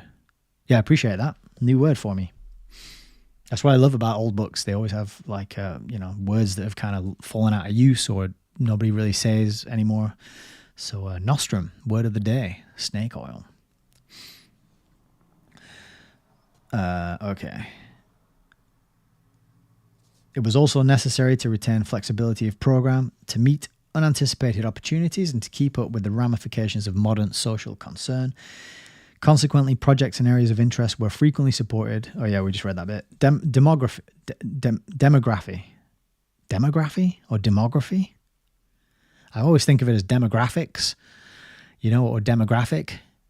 But when it's this form of the word, I don't know if it's demography or demography. But I'm going to go with demography. The size and distribution of the population of the world are changing rapidly, and the spread of modern technology is giving these changes new political and social meaning. As a result, many of the terms in which both national and international problems are stated have altered in the last quarter of a century. What does it mean that the population of the West is approaching the end of its period of expansion or is even facing decline? Check that out. What does it mean that the population of the West is approaching the end of its period of expansion or is even facing decline? Really interesting that he knew of this back in 1952 or whenever he wrote it, right? What does it mean that the populations of Eastern Europe, the Soviet Union, and Asia seemed destined for a period of rapid expansion, ranging from a few decades to several generations, similar to that through which the West has been passing in the 2 centuries just concluded? What do these diverse trends mean in terms of international trade, international migration, international agreement, or the frictions which lead to war? Very prescient. What do they mean internally in the regional adjustment of population to resources, inability to improve levels of living, in cultural advance or degradation? In the United States, what does the shifting age composition of the population mean to such problems as full employment, social security, and political power? These are insistent questions which press for answer, and beginning in 1944, the Foundation made several grants, some of them of substantial size, to promote studies in demography, a science which is attempting to plot the curves and interpret the significance of these past and coming changes. The chief of these grants went to the Office of Population Research of Princeton University under Professor Frank W. Steinstein, and to the Scripps Foundation for Research in Population Problems of Miami University, Ohio. In 1948, the foundation appointed a mission of 4 experts in public health and demography, headed by Professor Notstein, which made an exploratory reconnaissance in Japan, Korea, Java, Formosa, and the Philippine Islands to secure materials, contacts, and ideas as a basis for long-range work. Atomic energy. Our generation is face-to-face with a force which can be used beneficently for human welfare, or can be employed as a weapon conceivably capable of destroying civilization itself. It is not a matter which relates alone to the physical sciences. Atomic energy has social and economic bearings which cannot be ignored. For a series of preliminary studies in this area, grants were made by the Foundation to Cornell, Chicago, and the Committee on Social Implications of Atomic Energy of the Social Science Research Council. The work of this committee is carried on in consultation with the National Research Council, natural scientists, as well as social scientists being included in its membership. Japanese resettlement.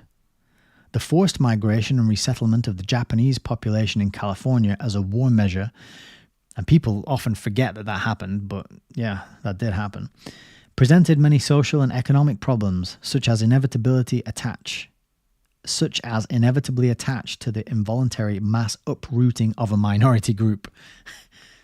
That's probably a page worth tabbing as well. But yeah, people forget that during that time, World War II, the Japanese were rounded up and they were carted off and put in camps in America. So yeah, we'll tab that so we can come back and find it. That's a nice little reference. 127,000 people, of whom 80,000 were American citizens, were torn from their homes and means of livelihood and herded behind barbed wire and guarded stockades. The doctrine of inherited racial enmity, once a Jap, always a Jap, was invoked by the military to justify this startling abridgment of civil rights. The University of California in 1942, with a nucleus of sociologists, political scientists, and psychologists under the leadership of Professor Dorothy Thomas, began an on-the-ground study financed by the Foundation of this dramatic and often tragic episode, covering the entire situation from the period of evacuation into government-controlled camps to the final dispersal of individuals at the end of the war, and recording the intimate story of group incidents, individual experiences, and the resulting adjustments and maladjustments. The reports of the group constitute a contemporary record almost unique in the annals of social science. Civil liberties. Throughout history, nations have faced the dilemma presented by the conflicting claims of national security and civil liberty. Wars or economic crises or fear of national calamity led governments to curb the normal freedoms in order to safeguard the state. The present efforts of the United States government to eliminate disloyal or subversive persons from the federal service represent a modern phase of this old conflict. In 1948, with the aid of a foundation subsidy, a group of scholars under the direction of Dr. Robert E. Cushman of Cornell University began to study the impact upon American civil liberties of current governmental programs, both national and state, designed to ensure international security, a project which involved a number of published reports. In his introduction to the first volume of the series, Dr. Cushman made this explanatory comment, quote, "No thoughtful person will deny or minimize the need for protecting adequately our natural security. The right and duty of national self-preservation cannot be challenged. This protection of the national security requires in certain instances the restriction of some of our traditional civil liberties." And there you go. We have to restrict your freedom to protect you. That old chestnut, eh? We have, however, learned by hard experience that we can be made to sacrifice more civil liberty to the cause of national security than is really necessary. There is, therefore, sound reason for examining with objective care the appropriateness and effectiveness of any particular governmental action sought to be justified as a defensive measure against disloyal or subversive persons or conduct. This might be the longest chapter yet. Histories. In the decade of the 40s, and particularly after the war, the Foundation made a number of grants for certain strategic histories of social consequence, so that the record of past successes or failures might be available for the guidance of the future. So is that an admission that they're writing the history books? Did they literally just say we're gonna what? Or am I just projecting onto that? Did that say what I think? A number of grants for certain strategic histories of social consequence made available for the guidance of the future. Thus, a grant was made to the Royal Institute of International Affairs of London to enable Dr. Frank Walters to write a history of the League of Nations. Another grant was given to the Council on Foreign Relations for a history of American foreign policy from 39 to 46, to be prepared under the leadership of Dr. William Langer of Harvard. A similar grant was made to the Royal Institute in London for a history of international relations during the decade following 1939, to be written by Arnold Toynbee. That name is familiar, but I'm not sure why. Does anybody else recognize Arnold Toynbee? If you do, pop it in the chat for the benefit of us all. I'm not sure. Yeah. But whatever he did, he's funded by Rockefeller. Another appropriation enabled the Food Research Institute at Stanford University to prepare, in collaboration with experts from many countries, a history and appraisal of the world's experience in handling food and agriculture during the Second World War. Okay, moral and ethical problems. Beyond the questions of social fact lie the questions of social value, of morals and ethics. With the problems of mankind calling for perspective and vision, our social scientists cannot be merely analyzers and computers. There are desires in the world today that cannot be satisfied by the production and consumption of goods. Quote, God knows we need coal and food to survive, said a European delegate to the United Nations. But unless America can take the lead in providing a vital faith, in giving us a song that mankind can sing, all her exports will merely postpone the day of reckoning, and the world will die anyway.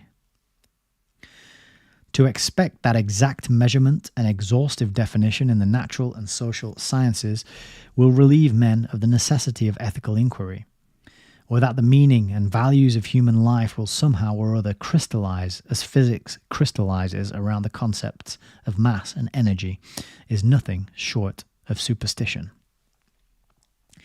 Admittedly, this is a difficult field to which there is no easy entrance. It lies partly, if not largely, in the province of the humanities, and at no time has the Foundation been unaware of its vital importance. But as the decade of the 40s drew to its ominous close, the trustees expressed a growing concern about the urgency of moral and ethical problems in modern society, and a determination to employ, if possible, Foundation resources in a more direct approach to these problems than had hitherto been made.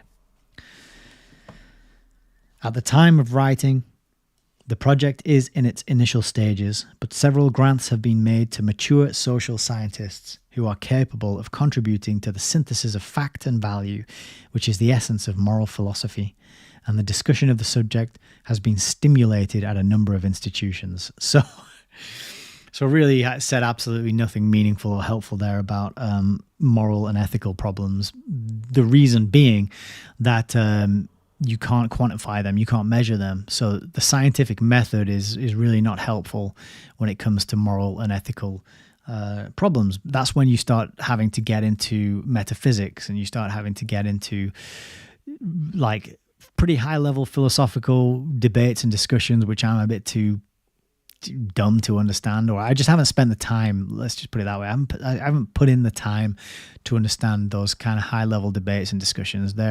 That's getting into another realm of learning that I'm not familiar with. But he kind of said there that there's sort of nothing they can do about that. But they've stimulated some discussions at some institutions, and that's enough to deal with these pressing questions that affect every human being on the face of the planet, Earth, globe, sphere, disk, whatever. Oblate, spheroid, if you prefer. 7. Willits placed his main emphasis, as did Rummel and Day, on first-class men. Oh, hang on, I'll just have a look if anyone put anything about Toynbee in there. No, not yet. No worries. But Heidi says, that's how feminism is taught. Standpoint theory. I need to let the tillage dry out before removing grass. Another break. Oh, welcome back. Good to have you here. So standpoint theory, I've never heard of that. That's something I need to check out. But yeah, Rachel Wilson and her book, The Occult Origins of Feminism. So Rachel Wilson recently appeared on the Baron Strawberry YouTube channel. So they had a good discussion talking about her book, which I've had recommended to me a few times. I need to get it and read it. And maybe we can interview her one day. I think that would be good. But I really liked what I heard of her interview, for sure. Okay, let's carry on. Part 7. Willits placed his main emphasis, as did Rummel and Day, on first-class men. I would break any rule in the book for a chance to gamble on talent, he said. May we never invest in the reproduction of mediocrity. That sounds a bit like eugenics, doesn't it? Or dysgenics, whichever way you want to look at it. Consequently, the fellowship program for the discovery and development of able personnel was pushed with determination. Scouting for talent, just as the big leagues do, Willits called it. The Social Science Research Council and the officers of the Social Sciences Division of the Foundation, he wrote in 1950, are deluged with calls from government, the United Nations, and other agencies which need men trained in the social sciences. The demand far outstrips the supply. The danger is that the large sums being spent on surveys and other investigations will be partly wasted because competent and objective workers are far too few. The details of this program are discussed in a later chapter. It is important here merely to underscore the significance of this phase of the program in the development of the social sciences during the 40s. The interchange of mature scholars was also an integral part of the strategy, just as it was and always had been in the other divisions of the Foundation's operations. The list is much too long to give in full, but illustrative of this program were the grants made to bring it to the United States men of the caliber of Arnold Toynbee, Sir Alexander M. Carr Saunders, Sir Hector Hetherington, Sir Henry Clay, Professor John Jukes, French economists from the Institute of Applied Economic Science in Paris, as well as scholars from China, Holland, Belgium, Finland, Yugoslavia, Italy, and the Scandinavian countries. Similar grants were employed in reversing the process by sending many eminent American scholars abroad. The old practice, which back in 1914 Rose called cross-fertilization, continued to be one of the essential devices in the Foundation's handling of the social sciences. So that kind of means that's how you get that worldwide consensus, worldwide foundation of knowledge, which you can then roll out a worldwide scam on top of by this cross-fertilization. Oh, that's the end of chapter 19. How about that? That was a long one, but very interesting. Lots of names dropped, and I think you will agree, quite revealing. Let's go back to this cam and have a quick look at chat. What's going on? Plutonian Production says, data collection is the name of the game. Exactly. Exactamundo. And then this word nostrum, which means fake medicine or a kind of snake oil. Let me just turn my screen brightness up a tad. And then standpoint theory, we covered that. Dave says, Toynbee was a director at Chatham House for decades. wrote history books promoted on university curricula. There you are. Yeah. So they admit here that they're funding the writing of the history. Incredible. And that's it, Toynbee. So he was Chatham House. So Chatham House is a UK think tank. In fact, I had it open on a tab to look at. You know, in my little preamble ramble that I was doing at the start of the show, the plan was to look at Brookings Institute, and also, I'll show you. The plan was to look at Brookings Institute first, and then the next one, which is Yale University, because this has something in it called like the Institute of Human Relations. Not human relations, let me spell that correctly. Human relations, there it is. Yeah, so there's an Institute of Human Relations. Actually, that is, I know I did read this. So in the 20th century, medicine, so there's this guy, Milter Winter Nitz, and he led the Yale School of Medicine, and he had plans for an Institute of Human Relations, which was mentioned in this Rockefeller book, and the Rockefellers did fund it. And this was envisioned as a refuge where social scientists would collaborate with biological scientists in a holistic study of humankind.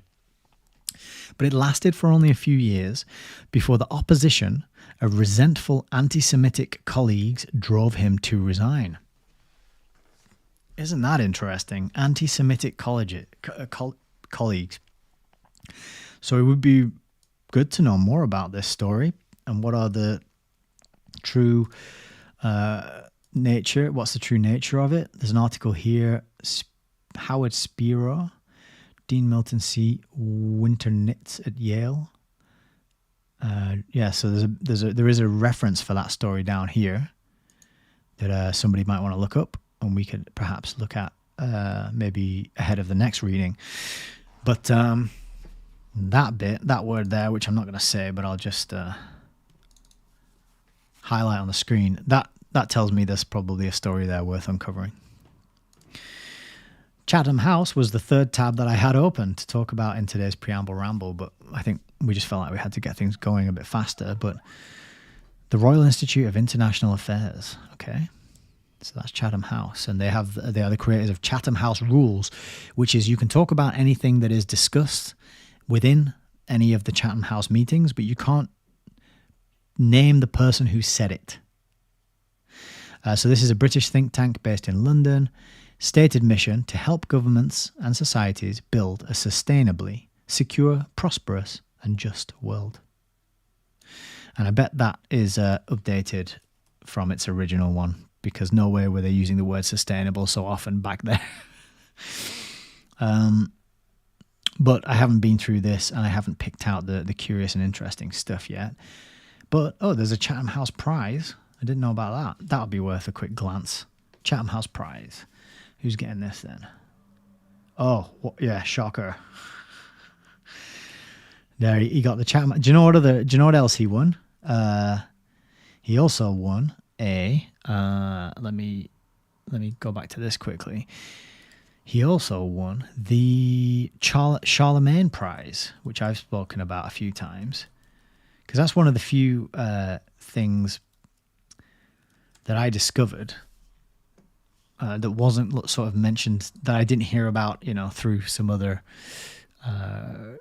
content creator or whatnot. But the Charlemagne Prize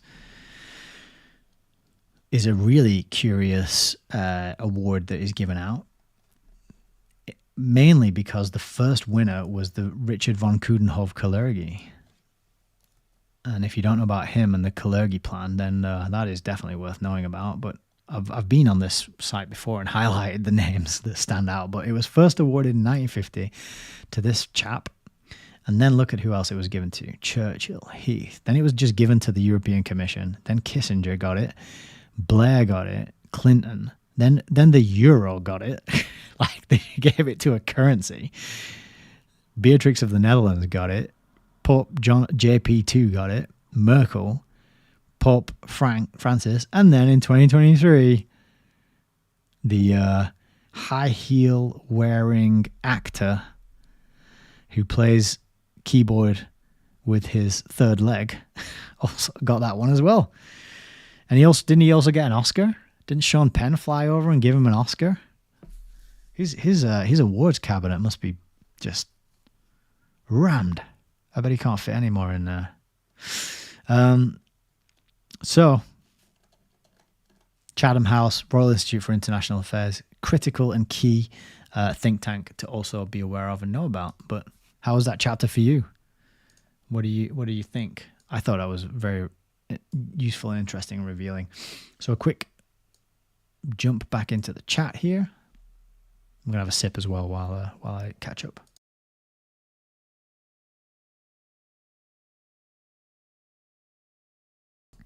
Hasdak says good read and gives me a thumbs up. Thank you very much. Toynbee considered USA as a peripheral part of European civilization. Yeah. And there's that whole effort, isn't there, by the British establishment to try and get America back in, and that was part of what Rhodes and the Milner crew wanted to do 120 years ago. Dave Stevens says, so the label, I'm not going to say it, but so the label is brandished at him, not by. No, the way I read it was that the people who got his work shut down were given that label. So I got a wowzer from Heidi. I'm not quite sure what that was in reference to, but there you go. Adamski says good. And Dave says, always amazes me they openly talk about writing the history books. Great chapter. Yeah. It is incredible, isn't it? I'm so glad that we picked this one to read, actually. So I'm just going to quickly have a check about how long the next chapter is and see if we can soldier on and get it done. Oh, it's nowhere near as long as that other one. Let's just do it. It's Saturday night. Because I worked out last time we got 2 chapters per video. That means by this time next week, we'll have the book done. So we'll do Tuesday, Thursday, and Saturday next week, 2 chapters per stream. And then we'll be done with Rockefeller Foundation by Raymond B. Fosdick. And we'll be voting during the upcoming week on what we're going to read next. Now, if you want to take part in that voting, it takes place on the Telegram group. The link to the Telegram group is under the video, where all the links are for, you know, don't you, at this point. But yeah, if you want to get in and vote on what book we do next, that's the place to do it. And we have a little poll. I'll probably pick 3 books to choose from. Either ones we've voted on before, or maybe ones that follow on nicely from this. And then we'll just have a little pass that survey around for a few days, and then we'll kind of steer the ship together. So that's what I think is a good way to do this, isn't it? So for now, let's dive back in and carry on and finish this other chapter.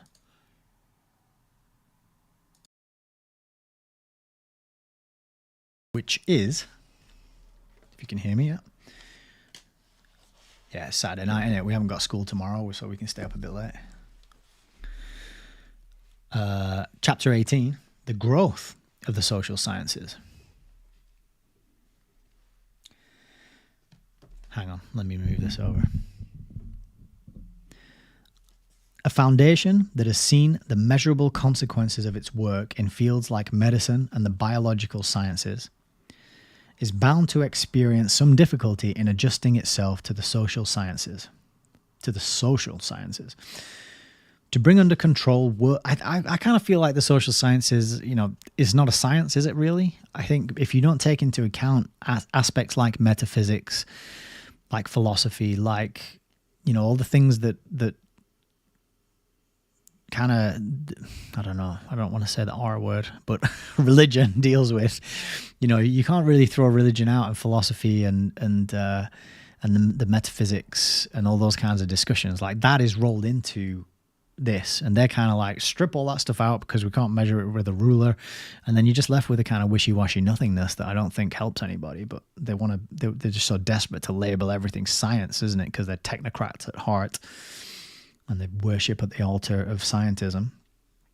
But anyway, to bring under control worldwide diseases like hookworm and yellow fever, to give psychiatry a new impetus, to help in the development of a drug like penicillin with its swift and dramatic consequences, to see giant corn growing on thousands of acres in Mexico where such corn never grew before.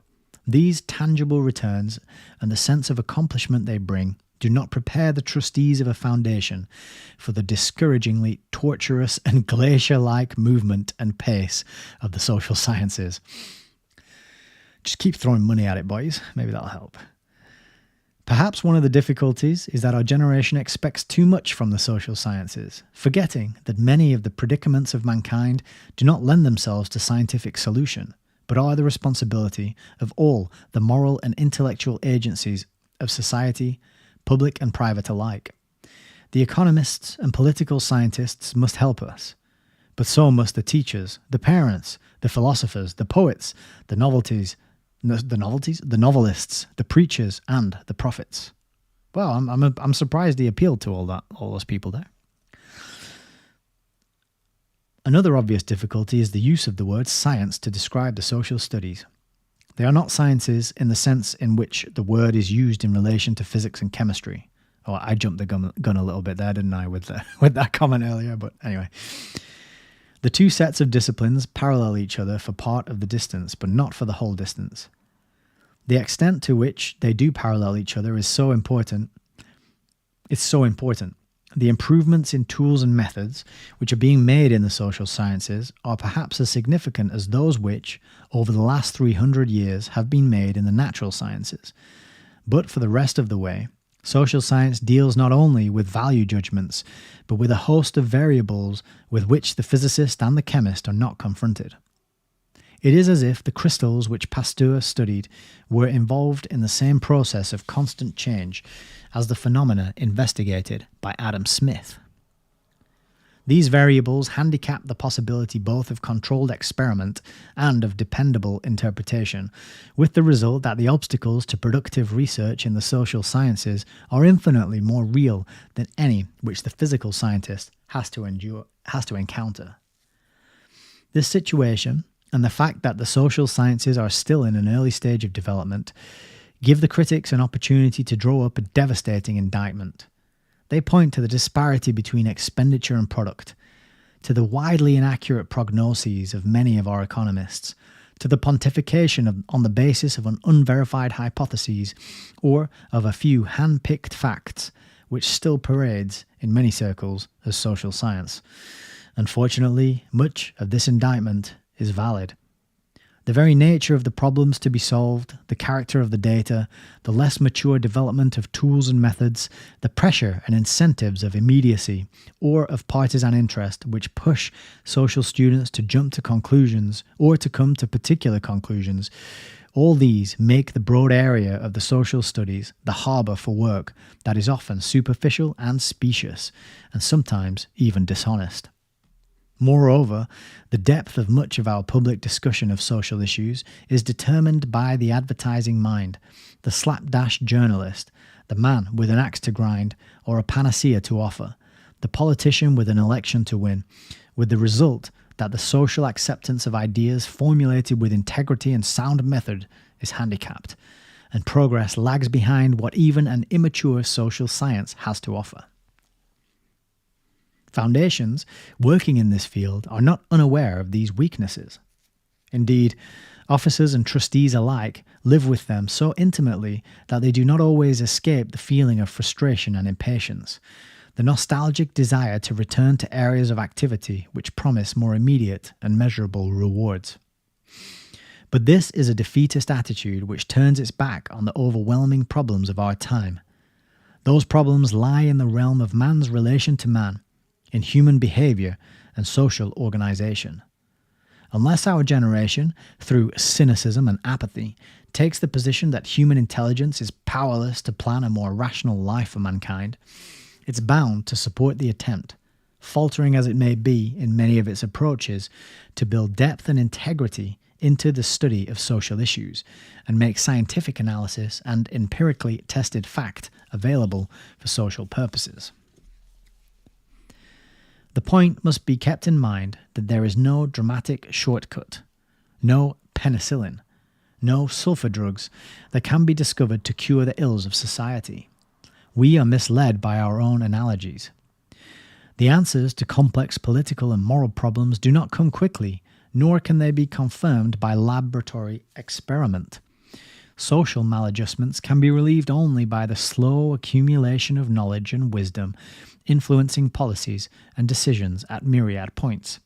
These influences work for the most part silently, with low visibility. They are seldom spectacular. They are never automatic. The structure has to be built brick by brick. While it is true that the vast undertaking can perhaps be divided into long-term and short-term programs, and that day-to-day efforts can be made to lessen the tensions and dissolve the suspicions that riddle our society, the crux of the problem is ignorance and prejudice and moral inadequacies which do not yield to quick and simple solutions.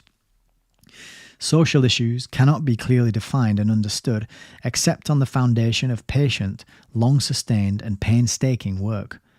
Disciplined minds are needed, and the high integrity of objective scholarship and the flow of first-class talent into these fields must be continuous and uninterrupted. As Mr. Justice Hughes expressed it, if notwithstanding the apparent confusion and welter of our life, we are able to find a steadiness of purpose and a quiet dominating intelligence, it is largely because of the multitude of our people who have been trained to a considerable extent in scientific method, who look for facts, who have cultivated the habit of inquiry, and in 1,000 callings face the tests of definitive investigations. 2. As a matter of fact, if we use as a measuring rod what has happened in the social sciences over a period of 50 years, or even of 25 years, there is little occasion for pessimism. In spite of the confusion of the last 2 decades, those who look behind the headlines can perceive the solid progress which has been made. The encouraging factor is the universal groundswell of interest in the direction of greater emphasis on the social sciences, an interest that is developing in colleges and universities everywhere, as well as in foundations and public bodies. This interest is heightened by the proof which recent years have afforded that the objective investigation of problems of human relations can produce results of high practical value. When properly trained research workers imbued with scientific detachment and integrity are given an opportunity to carry on their activities with adequate resources. Even as far back as 15 years ago, the Rockefeller Foundation began to notice the change. Day, writing in 1935, made this comment, quote, "Much more than heretofore, social science in the universities is realistic in the sense that it now recognizes the enormous complexity of the problems under study. There is less abstract theorizing, less dispute as to method, more reasoning on the basis of extensive evidence regarding real situations. Rigorous theoretical training is now more securely upheld by a richer supporting documentation. This change in the character of research activity is reflected in the research training of the oncoming generation. They are better equipped technically at no apparent loss of basic theoretical training." This emphasis on personnel has been central in the work of the Rockefeller Foundation. The fellowship program, as we have seen, has over the years been one of the cornerstones of its activities. 30 years ago, competent men in the social sciences were few, and even those men, with an occasional exception, were not adequately equipped according to the standards of today. Experience during the crisis of the Second World War and its aftermath is eloquent testimony to the part which Rockefeller Foundation fellowships and grants played in the development of competent workers. Of the literally hundreds of such fellowships in the social sciences, awarded either directly or through the Social Science Research Council, a few outstanding cases may profitably be cited. John Jukes, formerly Senior Professor of Political Economy at the University of Manchester, now of Merton College, Oxford, was in charge of planning in the British Ministry of Aircraft Production during the war. Robert Marjolin is Secretary General of the Organization for European Economic Cooperation. Ralph J. Bunche, Nobel Peace Prize winner in 1950, is Director of the Trusteeship Division of the United Nations. Peter Liftink is Minister of Finance in the Netherlands. Gunnar Myrdal, who formerly was a member of the cabinet of the Swedish government, is now Executive Secretary of the Economic Commission for Europe of the United Nations. Mrs. Alva Myrdal is Director of the United Nations Department of Social Affairs. Luigi Einaudi, an advisor rather than a fellow of the foundation, is President of Italy. Sir Douglas B. Copland is Vice-Chancellor of the National University of Australia. Philip E. Mosley is Director of the Russian Institute at Columbia University. Eric Roll and Arnie Skang served as ministers to the Organisation for European Economic Cooperation for Great Britain and Norway, respectively. A review of the records of the men and women who, over the last quarter of a century, have received fellowships in the social sciences from foundation funds shows gratifying results. Today, they are occupying positions of importance and distinction in nearly every country of the world. They are on university faculties. They are connected with research institutions. They hold strategic governmental posts. Some of them, as is indicated by the above list, have gained outstanding recognition. It would be foolish, of course, to assume that their leadership and their contribution to social thinking are the results solely of their fellowship experience. Doubtless, many of them would have gained eminence without this experience, or would have obtained the experience in other ways, but it is a satisfaction to record the subsequent success of highly promising men and women, picked largely from the younger generation, whom the foundation was able to assist. So they're funding a lot of people who ended up in the United Nations. 3. The growth of trained personnel in the social sciences has been paralleled by the growth of institutions for advanced work and teaching. Sorry, just as a side note, it still hasn't told us what the social sciences consist of. What are they studying? What are they measuring? What are they analyzing? How do what? They haven't told us anything about that. It could be deliberate, right? I don't know, but still a big question mark for me. Okay, 3. The growth of trained personnel in the social sciences has been paralleled by the growth of institutions for advanced work and teaching. One has only to review the record of the last 3 decades to obtain a measure of the development that has occurred. Before 1920, there was no National Bureau of Economic Research, no Brookings Institution, no Social Research Council, no Council on Foreign Relations. Sounds like a great time to be alive. No Foreign Policy Association, no Royal Institute of International Affairs, no Public Administration Clearinghouse, no Food Research Institute at Stanford, no Industrial Research Department at Pennsylvania, and no Russian Institute at Columbia. Today, these and other centers in universities and elsewhere constitute public assets of immeasurable importance. They have provided increased accessibility to materials. They have aided group effort, group criticism, and group morale. They have facilitated the making of comparative studies. On the forge in their broad activities in research and teaching, the basis for a better understanding of social and economic issues is being steadily shaped. The National Bureau of Economic Research can be used as an illustration. As was noted in the preceding chapter, its publications do not gather dust on library shelves. Its findings are cited in scientific and professional journals, treatises, and official documents.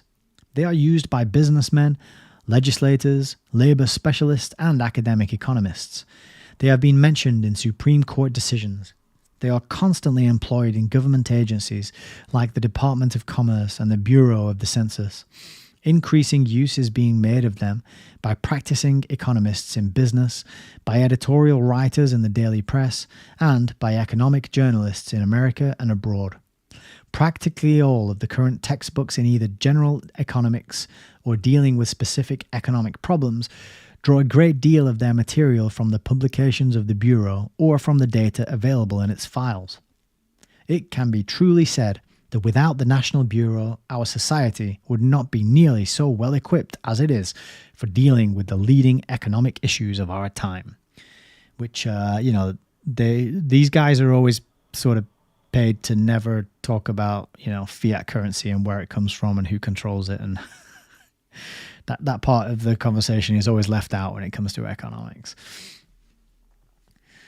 Another illustration of the growing contribution of special institutes and groups to current social needs is to be found in the activity of the Public Administration Clearinghouse. As we have seen in a previous chapter, 21 organizations of public officials share with the Clearinghouse its building on the campus of the University of Chicago. Organizations like the Governor's Conference, the Council of State Agencies, the Federation of Tax Administrators, and the National Association of State Budget Officers. Out of this intimate physical contact, wide consequences have developed, consequences which have influenced the upgrading of government services at many technical points.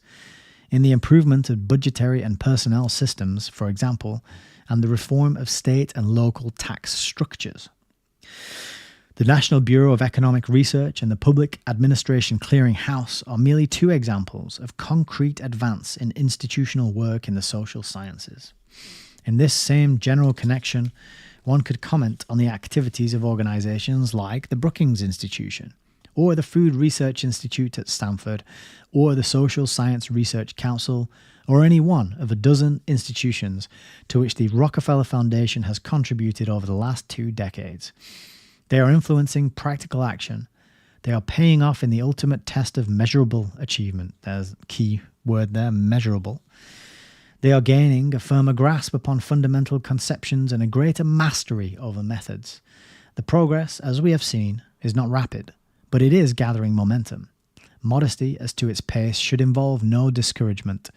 Along this road, if it is persistently followed, lie the possibilities of ultimate social intelligence, the kind of intelligence that can redress the dangerous lack of balance of our present cultural development. 4. Not only men and institutions, but the tools of knowledge as well, and even knowledge itself and its application to concrete situations, show signs of steady growth when measured over 2 or 3 decades. For example, thanks largely to Dr. Simon Kuznets and his associates at the National Bureau of Economic Research, we know more about our national income than we did a quarter of a century ago, its size, its distribution, and the changes that occur in its character. Exhaustive investigation by groups of experts has brought within reach basic, articulated, quantitative information concerning the entire economy of the nation. This information has influenced public policy at a dozen points. It was one of the chief tools in planning our war production program in the Second World War, and in determining what weights our economy could sustain. It underlies our analyses of federal budgeting and tax proposals and projects like the Marshall Plan. The same type of research has now spread to other countries, so that international comparison of the total net product and distribution of the economy of individual nations is increasingly possible. The subject of business cycles furnishes another illustration. Because of the work of Wesley Mitchell and Arthur Burns, we know today far more about the problem and its setting than was known 25 years ago. Instead of starting from a dreamland of equilibrium or from a few simple assumptions suggested by common sense, these investigators based their assumptions on concrete, systematic observations. It cannot be claimed that the research to date has an immediate relevance to economic policy, but it has at least provided a kit of tools by which new and deeper knowledge can be obtained. Still another example is to be found in the improved methods used in population studies. For many years, estimates of future population were based on the application of Malthus' crude formula of population growth. This worked fairly well in the United States until late in the last century. But the new analytic methods developed by Thompson and Welpton of the Scripps Foundation for Research in Population Problems at Miami University, Ohio, so revolutionized the basic principles of prediction that they were immediately adopted by the Census Bureau and are now employed in all its official population forecasting. In other words, ultimate population forecasts are based on far more adequate analysis of the specific processes determining future population than was ever before attempted. Processes like immigration, emigration, and the birth and death rates of the different age groups of each of the segments of the population whose rates differ significantly. Attention should also be called to the many important improvements in methods and techniques associated with the rapidly developing field of opinion and attitude research. Advances in sampling methods, interviewing procedures, questionnaire construction, and the design of problems for study have been notable. The work of Rensis Likert illustrates the practical use to which these new tools can be put. During the Depression, he built up the division of program surveys in the Department of Agriculture. By using the latest sampling and interviewing techniques, this organization was able to provide department officials with far more accurate and specific knowledge of the problems and attitudes of farmers in different sections of the country than had ever before been possible. Indeed, this organization demonstrated so impressively its usefulness in obtaining information needed for guiding the development, application, and modification of the government's agricultural programs that it was increasingly called upon for similar services for other departments and agencies. During the war, it was repeatedly used by the Treasury Department to provide information on war bond buying practices, intentions, and motivations of individual purchasers throughout the country. Knowledge so derived led, among other things, to the emphasis which was so successfully placed on payroll deduction plans and other schemes utilizing personal solicitation and group pressure. The organization, which has now moved to the University of Michigan, is today used by the governors of the Federal Reserve Board to just to see that group pressure is so close to an admission that the Federal Reserve are using this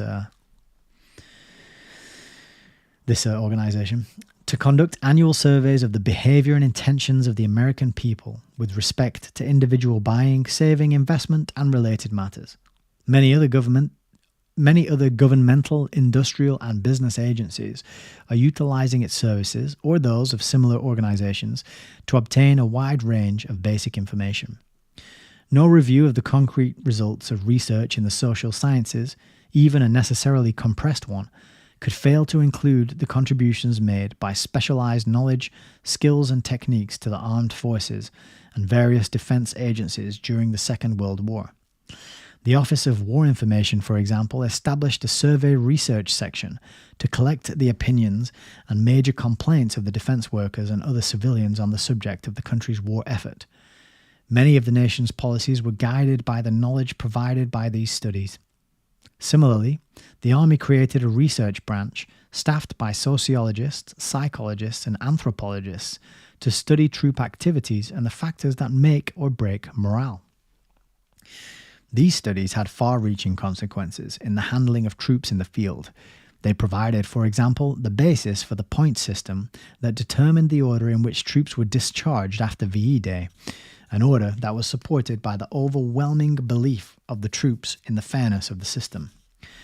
Studies of the plans and expectations of the members of the armed forces concerning what they would do after the war provided information used by Congress in designing and appropriating for the various Veterans Aid programs.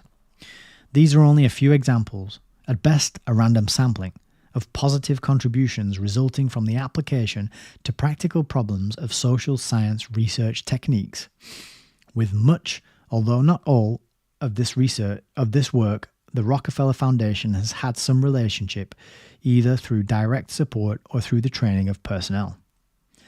The pattern which emerges shows a progress which, if not dramatic, is encouragingly real.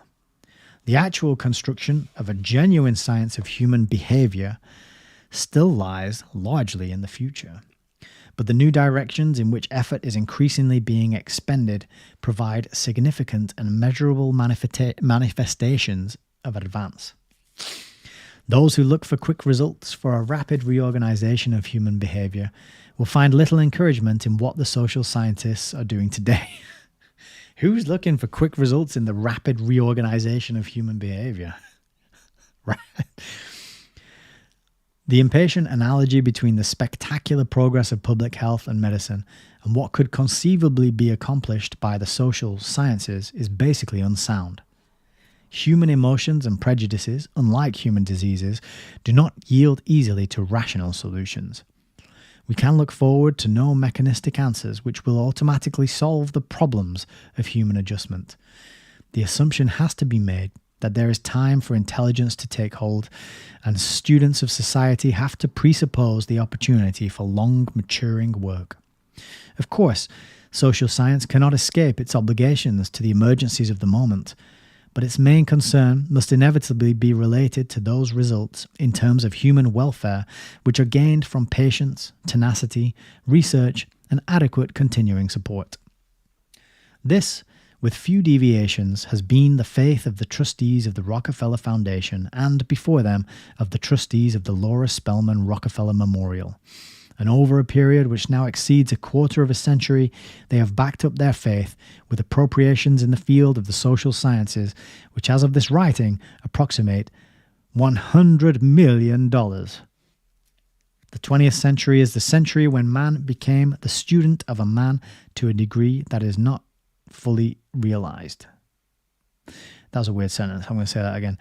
The 20th century is the century when man became the student of a man to a degree that is not fully realized. Okay. The approach, as we have seen, is on three main fronts: psychiatry, biology, and the social sciences. Its course has not yet been run, and it is bound to prove a tremendous force. Yeah, how about that? And didn't we see the combination of psychiatry, biology, and social sciences, the culmination of this trifecta crescendoing in the events of the big scam of 2020? I would argue we did. Let's just quickly go back to this bit here. So they want to construct a genuine science of human behavior in order to bring about a rapid reorganization of human behavior. So that's quite an admission right there. Next chapter, which we are not going to read tonight, but it is going to be the humanistic studies. And after that, which I'm sure is going to be fantastic because these are all good, humanism as an interpreter. So I think we're going to be learning more about what they have in mind and in store and what their plans are and why they are funding all these people that they are funding. But how about that? I'm going to have a sip and then we'll have a little review of the comments, see what people are saying and learning and thinking and feeling.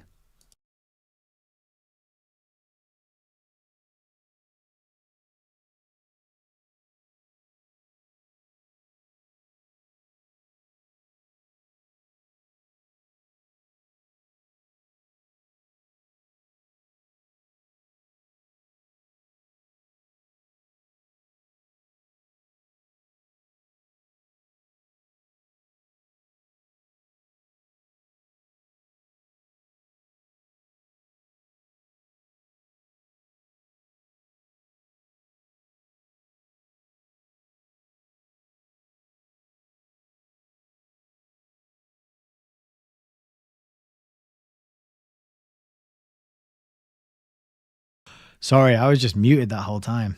Thank you, Hasdak. So I read out Peter's comment, and I'm not sure what it's in reference to, and then I was talking about the hookworm thing. I'm just saying the part where they talk about the hookworm in this book is they just basically say they solved it with good hygiene and shoes. So it wasn't like some massive medical breakthrough.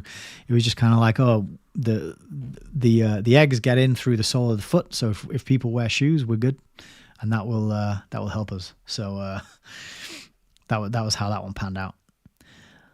Laura Spelman is a dude, by the way. I think you're probably right about that. We did share a video on here, although I didn't play it in its entirety. But there is a video on BitChute, and kind of suggests that a lot of these rockers are actually men in wigs, let's say. Right, let's have a look. Let's check this out. Let's see if Dave Stevenson knows what he's talking about. So this is just Laura Spelman Rockefeller. I just typed it in. And this is Brave browser. So what do we think? That kind of does look like a dude. That's what I think. Let's look for some other pictures. That one's... that could be. Definitely could be. Let's look at this one. Any Adam's apple there? Well, that's Lawrence S. Rockefeller. So, yeah, it's hard to say, isn't it? That one looks like it though. That looks like a dude for sure. And those are the same person, right?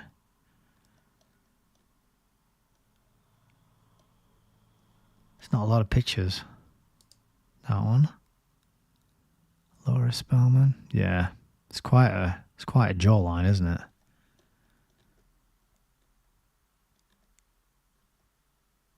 But the video is about I don't know how many videos back did I share that one?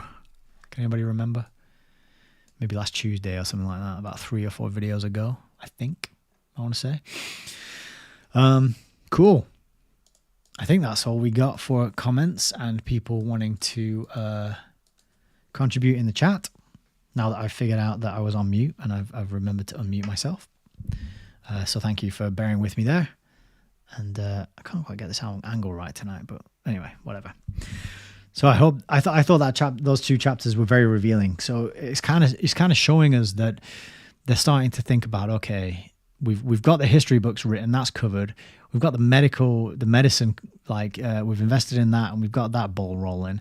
Now we just need to figure out how to control human behavior we can, and it's kind of like the Orwell quote. Is it the Orwell quote about controlling the present and the past? If you control the present, you control the past. And if you control the past, you control the future.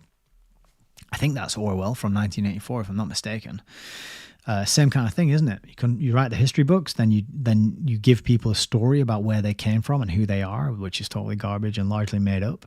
They don't know, and then they're totally disoriented from day one. They have no idea who they are, what the values they're really in tune with and aligned with, So cover off the history, cover off the medicine, and now they're into, okay, how do we control people even more? So you can kind of see each one of these chapters and each one of these tendrils that it's like a bar in the cage, isn't it? And they're really investing so widely, that and they just admit to it, and they just tell you right here, Raymond Fosdick fessing up and telling us all exactly what he was doing. Pretty revealing stuff. And this funding of all the think tanks as well, that's very, very revealing, because I hear about them in disparate places. Council on Foreign Relations, that's Patrick Wood and Anthony Sutton's work. Then you get Alan Watt talks a lot about the Royal Institute for International Affairs. This book ties it all together and says, yeah, it's all like different arms of the same beast, or different heads of the same hydra, when it comes down to it, isn't it? But they all sound innocuous. They all sound kind of boring. Oh, they're just an economic think tank, and it's just an international relations think tank. But this is where the real centers of powers are, and this is where decisions are made and agreements and deals are done, and it's really where more people should be turning their attention to. But of course, they wrote the history books, and most of these things are not mentioned in the history books. But so that's why nobody knows about any of it. But Heidi says, it's all coming to fruition now, and we'll know them by their fruits. Yeah, well said. So I think on that note, we'll wrap it up here. We're going to be coming back on Tuesday night, 7 p.m. If you are new here or seeing this for the first time, the schedule is Tuesday, Thursday, Friday at 7 p.m., 7 p.m., 7 p.m. That is 777. But it's 7 p.m. Tuesday, Wednesday, Friday, Tuesday, Thursday, Saturday. I always get a bit worse at talking after 2 hours straight. But that's UK time. So bear that in mind if you are in a different part of the world. So that's all I got to say, I think, for now. Enjoy the rest of your weekend. Have a blessed Sunday. I hope you spend it doing what you love with people you love. Be good to yourself. Take care of each other. All that good stuff. I'm going to hang around a little bit in the chat while I play you out with some guitar music. So thank you all for being here. Sincerely, this is wonderful and I'm enjoying it very much. So take care and God bless.